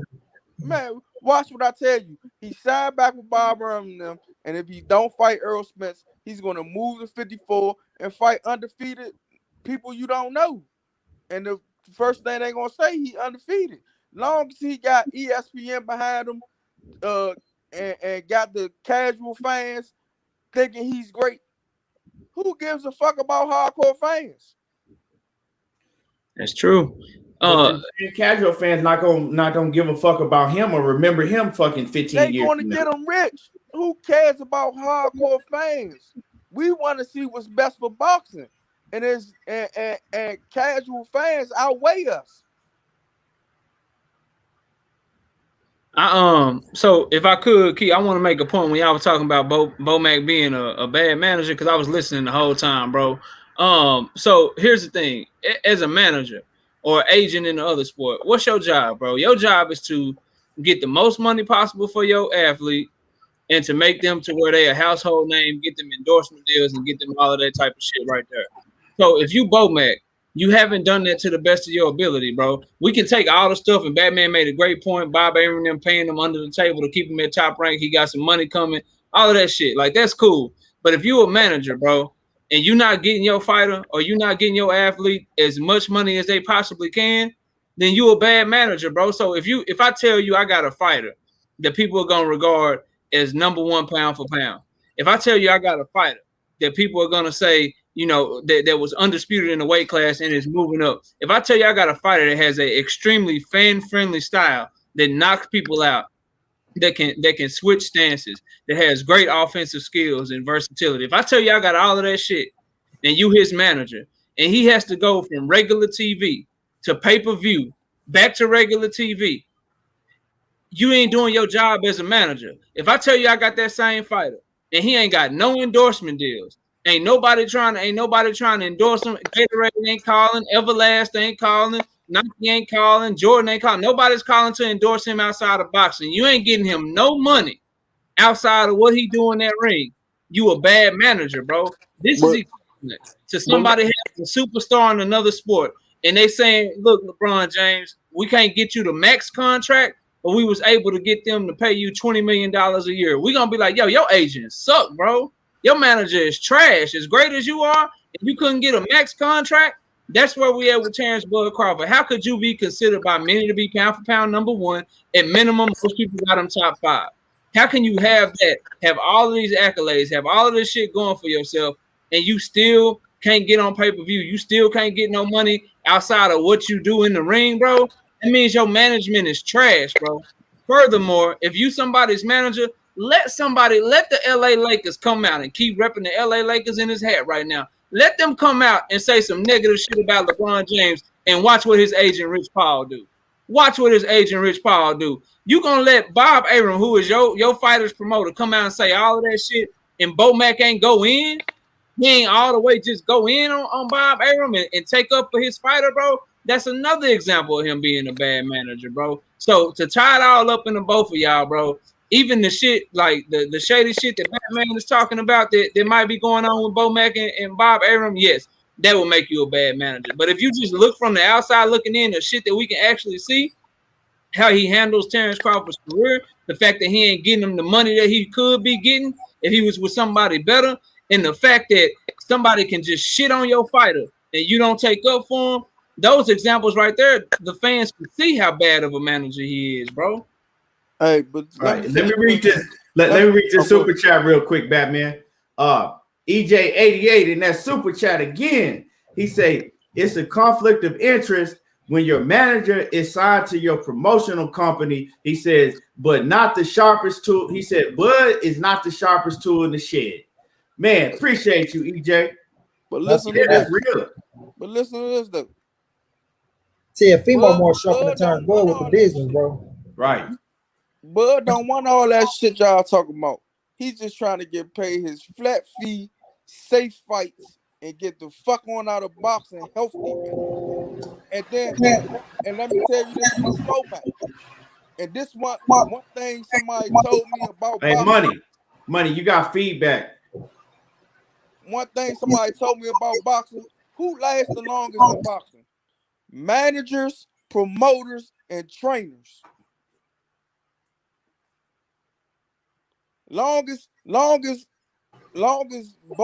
got his status, he will find another superstar one day out his lifetime. He will find him another superstar. Bud will be on about his business, retired. Bomac is going to last in this company, so he's going to wash other people's hands that he need to wash. I mean, you know. Yeah, I mean. Yeah, and I was gonna say, I still got feedback here. Nah, you good. I was gonna say, man, even look at Teofimo as I get on Teofimo Lopez's ass, but that motherfucker stand up against Bob Arum. He don't give a fuck. You feel me? He gets his money, he gets his. You know what I mean? And he gets it for the fucking opponent. But listen, though, Bob was trying to fucking change him. That's why he did that. Bob wasn't trying to give him no $2 to $3 million. I already know. Still pay him 15 million. He like, you just got right here. I ain't gonna give you the Lomachenko money right now.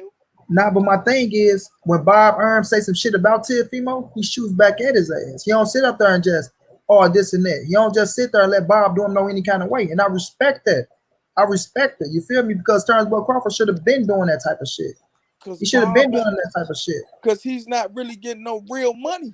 If Bob, you ain't giving me no real money, I'm definitely gonna shoot back at you. You motherfucking right. And Bud at first wasn't getting no real money. But listen, you done made me jive like a star, and now I'm trying to get the fuck up under you because I seen what everybody else did. Got the fuck up from under you. Yeah. And became a superstar. Yeah. And Teofimo will tell you quick. And that's why he said that shit about Floyd. I followed your blueprint. Now I'm gonna take over with boy. You keep Floyd name out your mouth. You ain't your daddy. But nonetheless, it's possible if you get the fuck from up on the Bob Arum. It's very possible because T.O. promotes his damn self. His daddy talks shit enough to make motherfuckers want to see him get his ass beat, which is a good thing. You know what I mean? He talking about shit to please his fans and to make other people want to see him get his ass beat. So that's the name of the game right there, bro. That mouthpiece is everything. If you ain't got that mouthpiece, you gonna be a subpar motherfucking star, no matter how good you is. You know what I mean? You gonna be a subpar star. You can pile up the accolades. You ain't nothing wrong with it. But if you ain't fighting the best of the best, like if you're not talking that shit, you need to be fighting the best of the best. But even with Teofimo Lopez, y'all keep on saying he ducking Devin Haney. I get it. Listen, I get it. Don't say y'all. Listen, I mean, a lot of people saying he ducking Devin Haney. I get it from him. I done fought 2 hard fights. Devin ain't fight no hard fight yet. All right, cool. I'm gonna give him 3 hard fights. I ain't gonna even lie to you. I'm gonna say 3. All right, 3 hard. Oh well, he knocked out Richard Kwame. Yeah, I got you. Yeah. Nakatomi. All right, I fought 3 hard fights. Why can't I take a easy fight, then come back to Devin Haney if that's what he want to do? Yeah. And I think the thing with your point, Batman, is he got to come back to Devin Haney because see, here's where that logic, like to me, bro, this is where it's flawed, and this is just my opinion, bro. Like, okay, you can say that. Like, who is Devin Haney fought? He ain't fought nobody. I'm fighting all the tough competition. He needs to go fight somebody tough before I come see him. You can't do that and then go fight somebody that we all know is a lesser opponent than Devin Haney. And see, that's my problem with Canelo Alvarez sometimes too. Like, you can't talk all this shit about Devin Haney's resume. He ain't done this, he ain't done that. But then you go fight George Kambosos, who we all know can't hold a candle to Devin Haney. So that's where the logic, and when fighters say that shit, when they promoters and managers, when they say that shit, that's where they lose me at, bro. Because like, all right, I feel you. He ain't fought nobody. You don't feel like he did enough. But now you about to go fight George Kambosos. Or if you somebody like Canelo Alvarez, okay, Andrade ain't did enough. He boring. He ain't really did enough. But then you go fight Liam Smith. Like, that's where they lose me, because it's like, okay, he might ain't did enough, or he might ain't did a lot, but he did more than this guy over here, or he's better than this guy over here. So that's where it's like, okay, bro, are you ducking him? Do you really not want the smoke? Like, what's the real reason behind this? Because now if you were saying that shit and then you was going off and you was fighting Gervonta Tank Davis, or you was saying that shit and you was fighting Gary Russell moving up, or you were saying that shit and you was moving up to 140 and taking on Zepeda or some shit, I'd be like, okay, shit, he talking that shit and then he going to fight a real one. When you talk that type of shit and then you fight a lesser opponent than the person that you talking shit about, that's where these fighters lose me with that, what does his resume say type of shit, bro. But that's why Batman said this, though, Knockout. He said, for us, people saying that he's ducking Devin Haney. Now, I get what you're saying. He's saying for, like, if T.O. just fought 2 hard fights, because, like I said, we know these fight stuff is fucking, in training camps could be even grueler than fights. But he's just saying about T.O. going to have 2 tough fights, and they ain't going to say, fuck it, dog. I just had these 2 tough motherfuckers, which I'm the type of kid that I don't give a fuck, bro. If you in that top spot, I want to see your ass fight the best after best after best. You know what I'm saying? Like I say, Earl Spence fight 4 motherfuckers back to back, and they all top notch niggas. But he's saying if I'm fighting these 2 tough motherfuckers, and then if I'm going to fight a mandatory, which is a mandatory, we can't get pissed off at, right? But I do want to see Devin Haney fight. I feel like that's undisputed. But if I'm not pissed off at him going to fight my man's George Kambosos, my thing was just say that. You feel me? Just say that. Yeah. Don't come out with the bullshit or you know, I'm looking at Devin Haney, I'm gonna fight him. You know, I'm gonna throw him this. If he take it, you know what I'm saying, I'm gonna fight him first. You know, if not, then I'm gonna go fight him. Just come out and say what Ben's saying. Look, man, I just went and fought me 2 tough motherfuckers back to back. I'm gonna go take this subpar ass fight, you know what I'm saying, to give me a little stretch, motherfucker. You go fight somebody, then I come back and I get to your ass after that. Just say it, because we all know that's the truth. That's what it is. But don't have your daddy coming out. These guys is not on my son level. You know, my son is here. My son doing this. Like, bro, listen, your son just started getting millions. Devin Haney been getting millions. Gervonta Davis been getting millions. Ryan Garcia was destined for millions of dollars. So your son is not giving motherfuckers their biggest paychecks. You know what I'm saying? It ain't like we coming up, oh man, shit, you get your biggest pay, they fighting Teofimo Lopez. Shit, that nigga go check. Nah, nigga, these niggas already been millionaires and motherfucker got promotional companies and on pay-per-view. You know what I mean? Your son just got there. And I credit he beat Lomachenko, brag on that shit. I'm not gonna knock that shit. But don't come out like your son just separated himself from all these dudes and he just sitting up here and they down here need to climb the motherfucking mountain to get to him. No, it don't work like that with me. No, I agree with that shit. As long as he come back, I agree with that shit. Like, come back and fight, then I'm like, all right, yeah, you had an easy fight. But like, if you go off and do something else, then I'm gonna turn aside. I'm holding him. I'm holding him to what he does because I don't like this George Kambosos bullshit. But you know, it is mandatory. Get it out the way, and then I'm gonna see what he does after that. Because at the end of the day, his resume is better than all them other cats. Facts. That's a fact. Best resume. Man, So you know what I'm saying. We can't deny that he don't have the best resume. He didn't. You know what I'm saying. He didn't took the smoke, the best smoke out of all them cats that we talking about. So you know, man, it is what it is. Now we can see what he does after this George Kambosos fight. I'm gonna go this far. Motherfucking Tank had his chance at Lomachenko. He didn't want to take it. Now Mauricio Suleiman told us that Devin Haney ain't really want to fight Lomachenko. I mean, he never put in the joint to fight Lomachenko. So that was a bluff. Shorty came up, 16 fights? What do you got? 16 fights, right? Yeah, this about to be his 17th right here. He separated himself from them.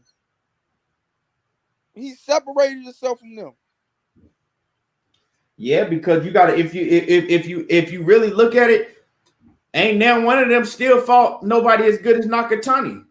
Ain't none of them fight nobody as good as Nakatani. And he had Nakatani in this 13th fight. What's that? His 14th? He making noise. His 13th fight, his 14th fight, and his 16th fight was tough fights.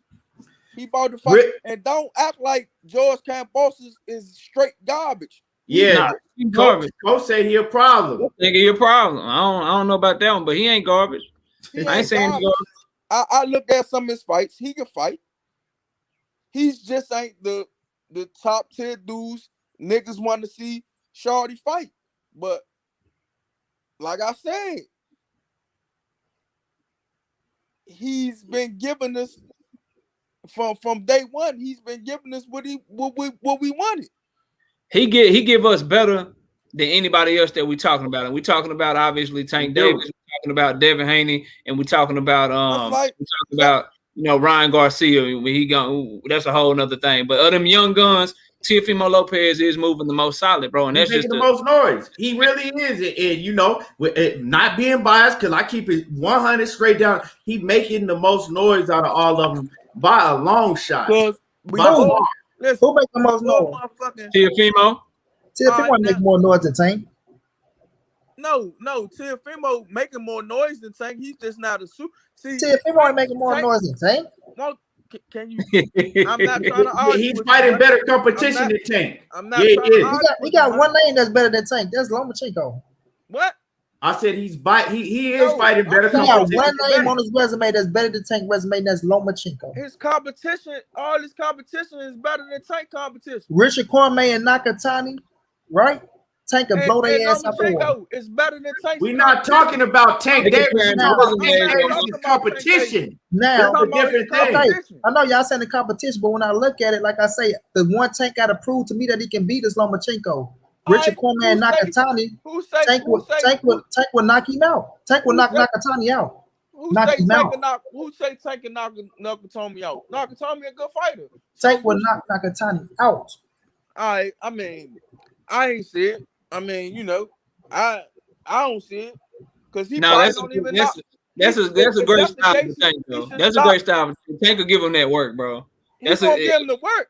If motherfucking Felix Verdejo can drop Nakatani 15 times, Tank putting him asleep. Oh man, Tank, money going right. It don't even look like Tank power is registered up to 35 for real. My man's at 140 now. It ain't no register. Man, come on, man. So he gonna stay at 140 because he know which calm and them about to leave. What about this, Batman? Because we're talking about resume. Would you pick Nakatani over Barrios? Say Barrios and Nakatani, because that's hey. Yes. I mean, the last fight I saw with Barrios, man, not this last fight, but the last fight before that, he was getting the shit beat out of him. Man. He was. He was. I agree with Batman. He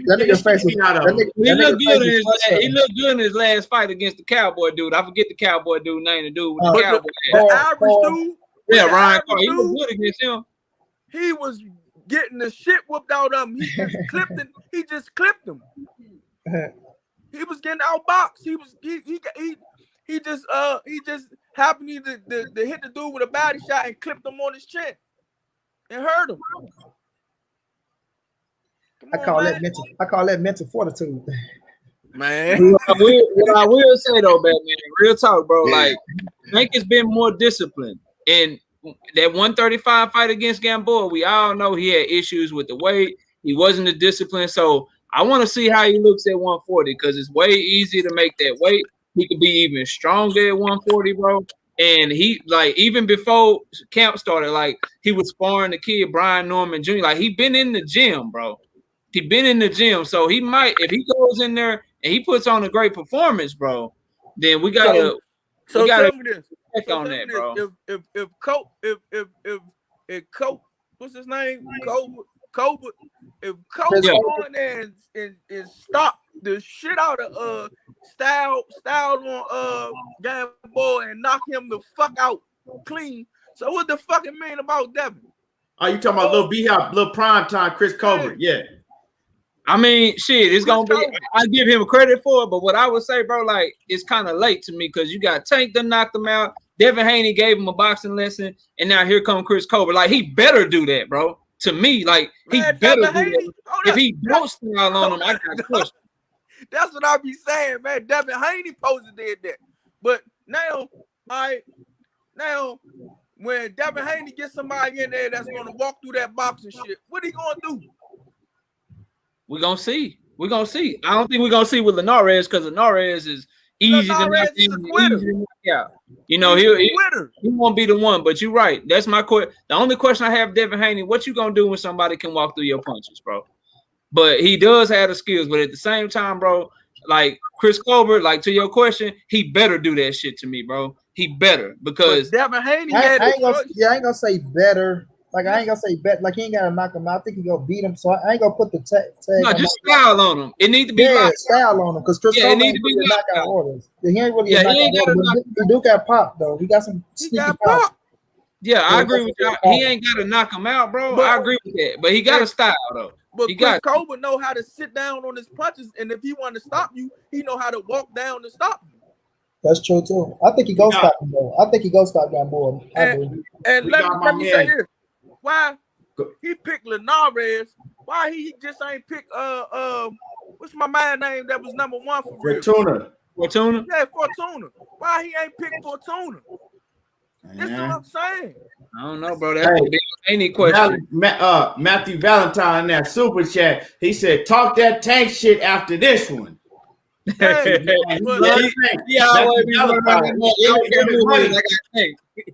and Money, you can't say nothing about Tank around my man Matthew Valentine and Money. Shit, Money stopped eating his burger. Money was like, man, hold up, what y'all say about it? Did I hear Tank?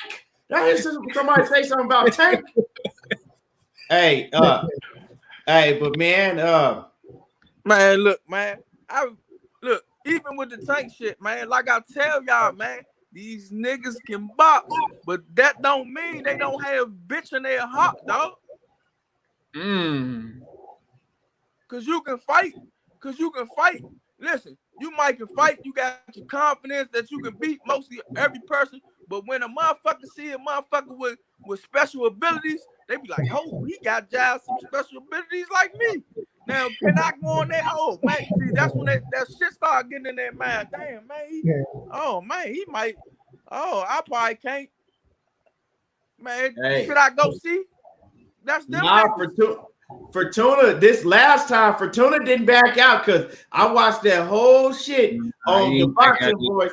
I watched the whole shit on the Boxing Voice, coach. They had Bill Haney on there, they had Fortuna on there, and they had Fortuna's manager on there. And they made a fucking agreement on there, right? They made and I think they bet like 50,000. I think they bet 50K. It was 50. They bet 50K, and Bill Haney was like, "Hey, if if Ryan Garcia don't fight us, we got you. You got my word. We gonna fight you next." And his word ain't shit, so his word don't mean shit. Hey, and dude was like, okay. We got it in. You said it. We locked in there. He was like, yeah, we locked in. If we don't get this fight with Ryan Garcia, if Ryan Garcia don't pick up the fight, you got my word. We gonna fight. That's the fight. That's well, the he fight. was saying he still said the Linares shit was still in play too. He didn't just dismiss Linares 120%. But he said if one that I saw, he said it was for Tuna. No, he said you got a petition. He said put the petition in. The Samson said to go put in the petition, right? And if it go through, then it was gonna happen. But Bill always, I got to his credit, he did always say Linares was right there as well. Even though when he came on, why would you pick? Why would you pick a Linares that done got stopped? He got stopped right after fucking Lomachenko stopped him. Yeah, he went up to 140. I think I remember the dude that beat him too. He beat a couple dudes. I can't get his name. Hey, so these are my thing. And I said it to Bill. I didn't like the Linares fight. And the reason I never liked the Linares fight because that dude, like to me, Linares got his foot out. He got 1 foot in the ring and 1 foot out. Like he's ready to go. He ready to go. And if you look at the odds, right? And I'm gonna just make this point because Money know I've always said this. Me and him argued about the shit because I didn't like the Linares fight. I liked the fight with Fortuna. Linares he's not like he old to me. Like he's done. He's washed up to me. He's done. And if you go look at the fight odds, Devin Haney is a 1,200 favorite. Negative 1,200, dog. So you telling me that this is ain't got no respect for his ass. So you telling me this is supposed to be a competitive fight? The man is a negative 1,200 favorite. So, I mean, that's the bookies. You know what I'm saying? That's the bookies, which we all favor Devin over Linares as well, right? But we got to see how the fight play out as well. You know what I'm saying? That's the bookies what they looking at. Yeah, like I said, I fuck with Devin. I fuck with Devin Haney. I mean, if you ask all of us, I think if you ask all of us, we all pick Javier Fortuna over Linares. We all think at this stage right now, we'll say Javier is the more challenging fighter than Linares. But you know, so at this stage, Linares is still like because I think it was still already put in play with the WBC with Linares because they was talking about that shit. You know what I'm saying? WBC so has telling me Devin's has something to do with that shit too. He's still a prospect. He's still a prospect then. No, I think Devin beat both of them. So to me, he beat both of them. I'm just saying, just how he beat prospect because they still moving him like one. Nah, Devin a champion, bro. He ain't no prospect. But he's still a man. They keep giving them prospect competition, man. I mean, you got to fight who's out there. They trying to get the TFM. Wait a minute, they try to get the TFMO fight. Hold on, Bet. They try to. Wait a minute, Bet. They try to get the Teofimo Lopez fight. Teofimo and Bob Arum said no. Even Bob Arum said no to the shit. That's the truth. They try to get the Ryan Garcia fight. Ryan Garcia say no. I'm trying to go this way. Did try now to get them you got to fight who's there. Who's the best thing out there? I'm getting the next to the best. So if I couldn't get Ryan, I'm going to get I can't hear you. I don't know if I'm breaking up or that's how shit.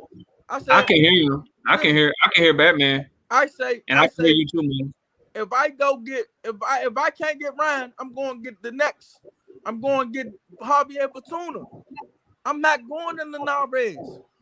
Linares right now in his career is for a prospect to step up to say the prospect is ready for a contender. They was trying to get Linares ass, bro. They was trying to get. They was trying to get Javier Fortuna ass, man. And they couldn't get him, so you got to go. Man, they was trying to get. Bro. Man, they was trying to get Gary Russell, man. That's some bullshit. That was shot. Listen, that's a whole different statement. That's a whole different subject. I'm talking about when we talking about Linares and Javier. If it's not, if you don't put. I'm not putting no fucking Javier Fortuna in no same class as no Gary Russell, bro. I ain't going there. No. Listen, what I'm saying. If you don't hear from fucking Eddie Hearn mouth, it's not true. Because Eddie Hearn came out with Linares first. Eddie Hearn is the first one to say something about Linares. So I heard from Samson mouth. From Samson, Javier Fortuna promoter. He said it on our how okay, we couldn't do it then, but now, you know what I'm saying? Bill like, okay, yeah, now he's like, okay, well now we're here. Now he laughing like you can see that they didn't want to fight at first. You can tell by the way Samson was talking. Now we're here. Yeah, we're here now. So I'm going off how Samson ass was talking as well. All right, cool. He was trying to get the fight done, but the zone already picked his fighter for him. Eddie Hearn already picked the fighter. When Bill Haney say something, I don't believe it. When Eddie Hearn say something about Devin Haney, that's when I believe it. Of course, you're not gonna believe shit. I think it's a chess move, bro. I think the reason that they pick Linares is they know hardcore boxing fans and people that really are in tune with this shit, we all question his power. So when you look at Javier Fortuna, when you look at Linares, they're looking at it from a perspective of who can go in there, how can we sell it as a step-up fight? How can we make sure Dev looks good? And at the same time, we really need him to get a stoppage. We need to increase his chances of getting a stoppage because that's what people are saying right now. You know what I mean? And so Linares gives them the best opportunity to kill all of those birds with one stone. You get the step-up fight, right? You also get the fight to where you get your fighter to look good. He has a chance to knock him out. And then the one thing that nobody has mentioned that I've mentioned before, if you look at Bob Arum, who I know we have to take what he says with a grain of salt. I know we have to take what he says and we can't take it seriously. But he did say out of his mouth, I would like to see Devin Haney fight someone like a Jorge Linares to show that he's ready for somebody like Teofimo Lopez. So if you're chasing Teofimo Lopez and you're Devin Haney, you want to be able to throw shit back in Bob Arum's face. You want to be able to say, look, you said you wanted me to do XYZ. I went and did XYZ. I'm trying to make the fight with your fighter. What's up? So I think it's a lot of reasons why they chose Linares. I think most importantly, and from the business side, maybe it gives them a chance. And again, I know Bob Arum is squirrely, so I'm not saying believe what he's saying, but at least you get to go in the public and say, man, y'all see this shit? They told me to go do this shit. I went and did this shit. I'm trying to make the fight. They still ducking me. And we all know that Devin Haney and Bill Haney and their team, they sell him as the fighter that's always being ducked. So it allows them to play into that narrative as well. So that's kind of how I'm looking at it, bro. And that's why I think they chose Linares to look good, to get somebody that he can potentially knock out because everybody's questioning his power. And then lastly, to use it as a business move to try to get the Teofimo Lopez fight. I agree with you. See, I agree with you. Now y'all, let- but y'all with that shit. A lot of you. let me say something, Batman. In this business, is Batman, let me say something. I agree with you. I agree with what you said because it's like, right, Linares, he still has that kind of name, like, okay, well, Linares fought Lomachenko. Linares fought such and such. Linares was an ex-champion for a long time. So then you go and knock out Linares. Well, ain't nobody really go. A lot of fans are not going to look at it as, well, Linares was washed up and out the door. They're going to be like, well, damn, that's a name. You feel what I'm saying? Damn. You see what he did to Linares? Because and another thing is they told him, go fight somebody like Linares. Go beat somebody like Linares and then come back and holler at us, right? So he go beat somebody like Linares. Now he can say, well, look, I beat Linares. Is it a competitive fight to me? Right? If you ask me, no. Is it a fight that I want to see Devin Haney in? Because I think that he has a skill level that's at the top of the 135 weight division. I think he's right at the top with all of them dudes. So do I want to see a top guy at 135 fight a Linares? Fuck no. But that's just me. You see what I'm saying? I know what it is. That's why I went and looked at the odds. I'm like, man, I wonder what the odds is. And I seen the 1,200, negative 1,200. And I'm like, yeah, that makes sense. Because to me, it's not a competitive fight. Can't nobody argue with me and tell me that it's a great fight. Because it ain't, if you ask me. But I know what it is. I know what it is. So, you know, he going to go there. He going to beat the shit out of Linares. And then everybody going to say, look what he did to Linares. Right? And also, they told him to go fight a Linares. They said, fight somebody like Linares and then come holler back at me. So that's exactly what he's doing. So it is what it is, man. We know how boxing is. Linares is a 2001 game bull, man. I agree with you, Batman. I ain't saying I disagree with you. It's just it makes sense. You know what I mean? It kind of sucks that this is what we relegated to with him because it's not going to be a competitive fight. Well, Yeah, it ain't but like you can't just. I'm gonna wrap it up. And I'm gonna wrap it up right after this because I got to get off. Yeah, but you just can't sit up there and look at Devin like he's not trying to make the competitive fights happen when the man is. Now, all you can do, bro, you got a date. You got to get that date. You got to get somebody in front of you, and you got to stay busy. So I ain't pissed off at the Linares fight because he is a name. We still go see what we gonna find out what he got still left in the tank against Devin Haney. We finna find out now. What else do we got in the tank? We can look at it and say, yeah, it's a minus 1,200. Oh man, it's this, that, and the third, but then he get in there and the motherfucker make it a look competitive fight. Then the people shit on that. Oh man, listen, this dude been knocked out, SM out. He went in there, he did this. Instead of saying, damn, Linares came prepared, he got on this shit, he gave him a better fight than we thought. So at the end of the day, no, it's not the best fight out there. Javier Fortuna is more competitive, as we say on paper. You know what I'm saying? So I just wait to see how the fight play out, bro. But nonetheless, I got to give Devin Haney credit because he has been trying to get the top fights. This is what I've seen with my own eyes. I'm seeing him running down on motherfuckers. I'm seeing them talking to motherfuckers, and I'm seeing promoters and shit saying, no, we're not going to give him this and give him that. You know what I'm saying? The Gary Russell fight, a whole different situation. I understand that bet, but if you can't get that fight, you got to move on to the next. You know what I'm saying? You got to stay relevant. You got to keep yourself in the public eye. And that's what Devin Haney doing, and I got to respect that. With the Gary Russell fight, we came back at it. He told me to go ask my brother Bill Haney. I can send the joint to you right now.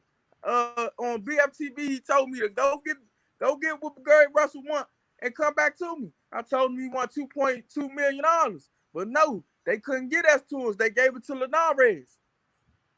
So all that competitive fight shit, that shit y'all can go ahead. He running up on dudes that want a competitive fight. Y'all can go ahead and throw that shit over my head, man. Throw it over your head.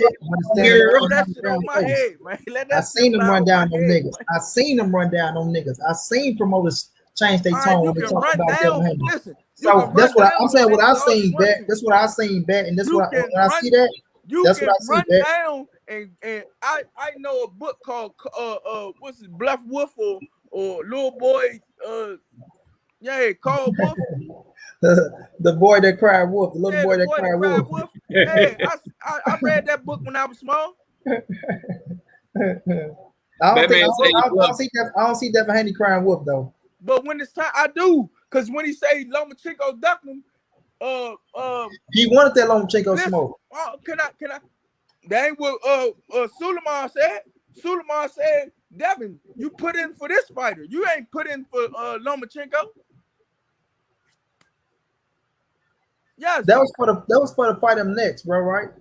Yes. He said you ain't put in for that fight. You put in for the tall dude.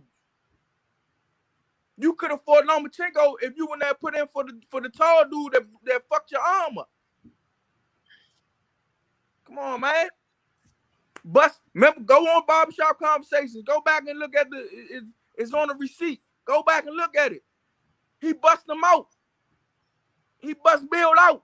Nigga, y'all ain't put in for, and then when y'all went for the Gary Russell fight, y'all already put in for Gamble. Come on, man. Stop this shit, man. Y'all need to stop this shit, man. Hey, man. Hey, great discussion, though, man. Another great show. Ran man. Down on them. Everybody, salute to everybody in the chat, man. Let me get y'all last words so we can get up out of here, man. Knockout, man. Let me get your last words, man. Let everybody know where to find you at. Man, appreciate y'all having me on. Thank you, Key. I appreciate it as always. Salute to Money, salute to Batman. Everybody in the chat that tuned in. Y'all can find me right here on YouTube, man. Dropping content daily. I'll drop my link in the chat as soon as I get done talking. But if y'all ain't, I'm sure y'all subscribe to Money and Keep It. Y'all make sure y'all subscribe to Everything Boxing. If you're not, subscribe to Money Brown TV. If you're not, they keep it real. I rock with them heavy. They keep me educated on the sport and keep me in the know, bro. But for me, man, y'all come check me out, bro. Like I'm dropping content daily. If y'all like fight predictions for the fights that's coming up that week, I do them every single week, man, as well as a lot of other news going on in boxing. So y'all come check me out. I ain't calling myself the best doing this shit on YouTube, but I'm definitely one of the hardest working. So if y'all enjoy content, man, come check me out over there on Knockout Boxing 86 TV. I'm dropping a link in the chat right now, but I appreciate you having me on, Keith. Yes, sir. You already know, man, what it is. Batman, man, let me get your last word before we get up out of here, Batman. Man, good to see you guys knock out money. You know, Keon, you my man. What can I say, man, before I leave, man? Look, man. Everybody got on Teofimo Lopez's head. He's current at 135 division right now, man. Leave the man alone, man. Let him get his little extra fight in, man. You know, then if he don't fight y'all, man, Devin Haney, then, you know, jump on his head, man. And man. Yeah, I wanted to say this too while we was arguing. If it wasn't no problems over there in that Devin Haney cat, man, why they fired Mickey Bay for Ben Davison, man? I didn't know that. Damn, that's a whole nother story. I didn't know that I thought Mickey Bay was still the trainer over there. Man, they got Tyson Fury trainer Ben Davison. Damn, that's a whole new. We might have to do it live and cook on that shit tomorrow. I didn't know that. Yeah, I didn't know that neither, bro. Hey, man, he fired the brother for the other, man. You know. But man, you can catch me over there, Drew Titans, man, early Sunday at 7:00, man. You know, you can catch me on here and there with my man Kid Money, man. You know, that's all I gotta say. And like I keep saying, man, because you box, that don't mean you don't have a bitch in your heart, man. Straight up. Man, appreciate you, Batman. Appreciate you, Knockout. Well, what's your last words for you before we get up out of here, Money? Oh man, appreciate everybody for coming through, showing love as usual, man. You know, it's a beautiful thing, man. Y'all coming through, rocking out with us, keeping the show going as the show grow. You know what I mean? We know we got a few haters in the background. Make sure y'all hit that like button as well before y'all leave. You know what I'm saying? Shouts out to my bro Knockout. Y'all make sure y'all go subscribe to Knockout, man. That boy doing good things over there. We're trying to get him to that 1,000 real fast. Motherfuckers be, we want to get to 200, 500. Nope, straight to 1,000, man. Y'all show love, get him to 1,000 and let that brother eat, man. Because Knockout be putting the work in. And his boxing knowledge is right up there with the best of it. So I think y'all enjoy it as well. Make sure y'all hit that motherfucking like button and that subscribe button to my brother Keith. And make sure y'all go over and subscribe to me at Monty Brown TV. Go follow me on Instagram at Monty_the_writer. We will be streaming all the fights tomorrow. I think it's some fights tonight. I'm gonna check out. I don't know if I probably missed them. I almost slept the whole day away, but you know, most definitely tomorrow though. We streaming the fights tomorrow. If y'all need somewhere to watch the fights, come show love with me, man. Rock out with your boy. I'm dropping that fire, right? Got a video I'm about to drop now. So go over there, check it out, hit the like button, man. And y'all know how your boy get down, man. Big dog status, family. Yes, sir. And y'all already know, man, hit that like button before you leave the building. I appreciate everybody for tuning in. All the love in the chat. And we will be back. Shit, we might, like I said, we might come on tomorrow. You know what I'm saying? Who knows? But until next time, y'all already know how I do. There you go, talking that box. Hold on, Keith. Mendoza Lico talking about crazy legs in love with Earl Spence. Crazy leg, fuck your mama, your sister, and your girl, chump. Get your weak ass on, nigga. Hey, there go my monetization. Oh no, play it. Yeah, you gonna make Key have to take the damn video down, money. Hey, there go my monetization right there. Hey, Omega Red, I see you. Matthew Valentine, man, Ricky Beaver, everybody in the building. Salute to everybody that came through. Much love, and y'all already know how I do. There you go, talking that boxing again, and I'm out. Until next time. They're senior in no department. Speed, power, chance, heart, none. Alright.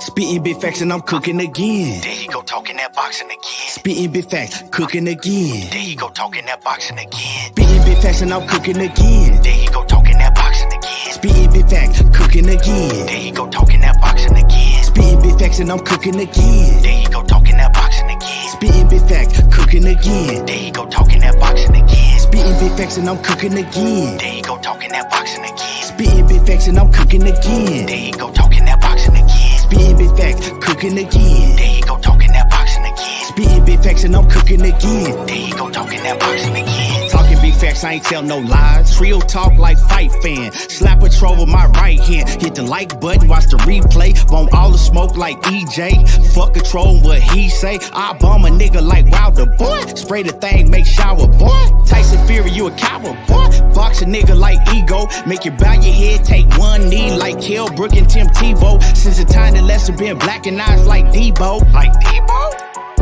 And I'm a breadwinner like Kevin Gates. Smoke strong, make you levitate. On my evil spins, might meditate. Gon' watch me, you gon' steady hate. But I pimp the game like 7-8.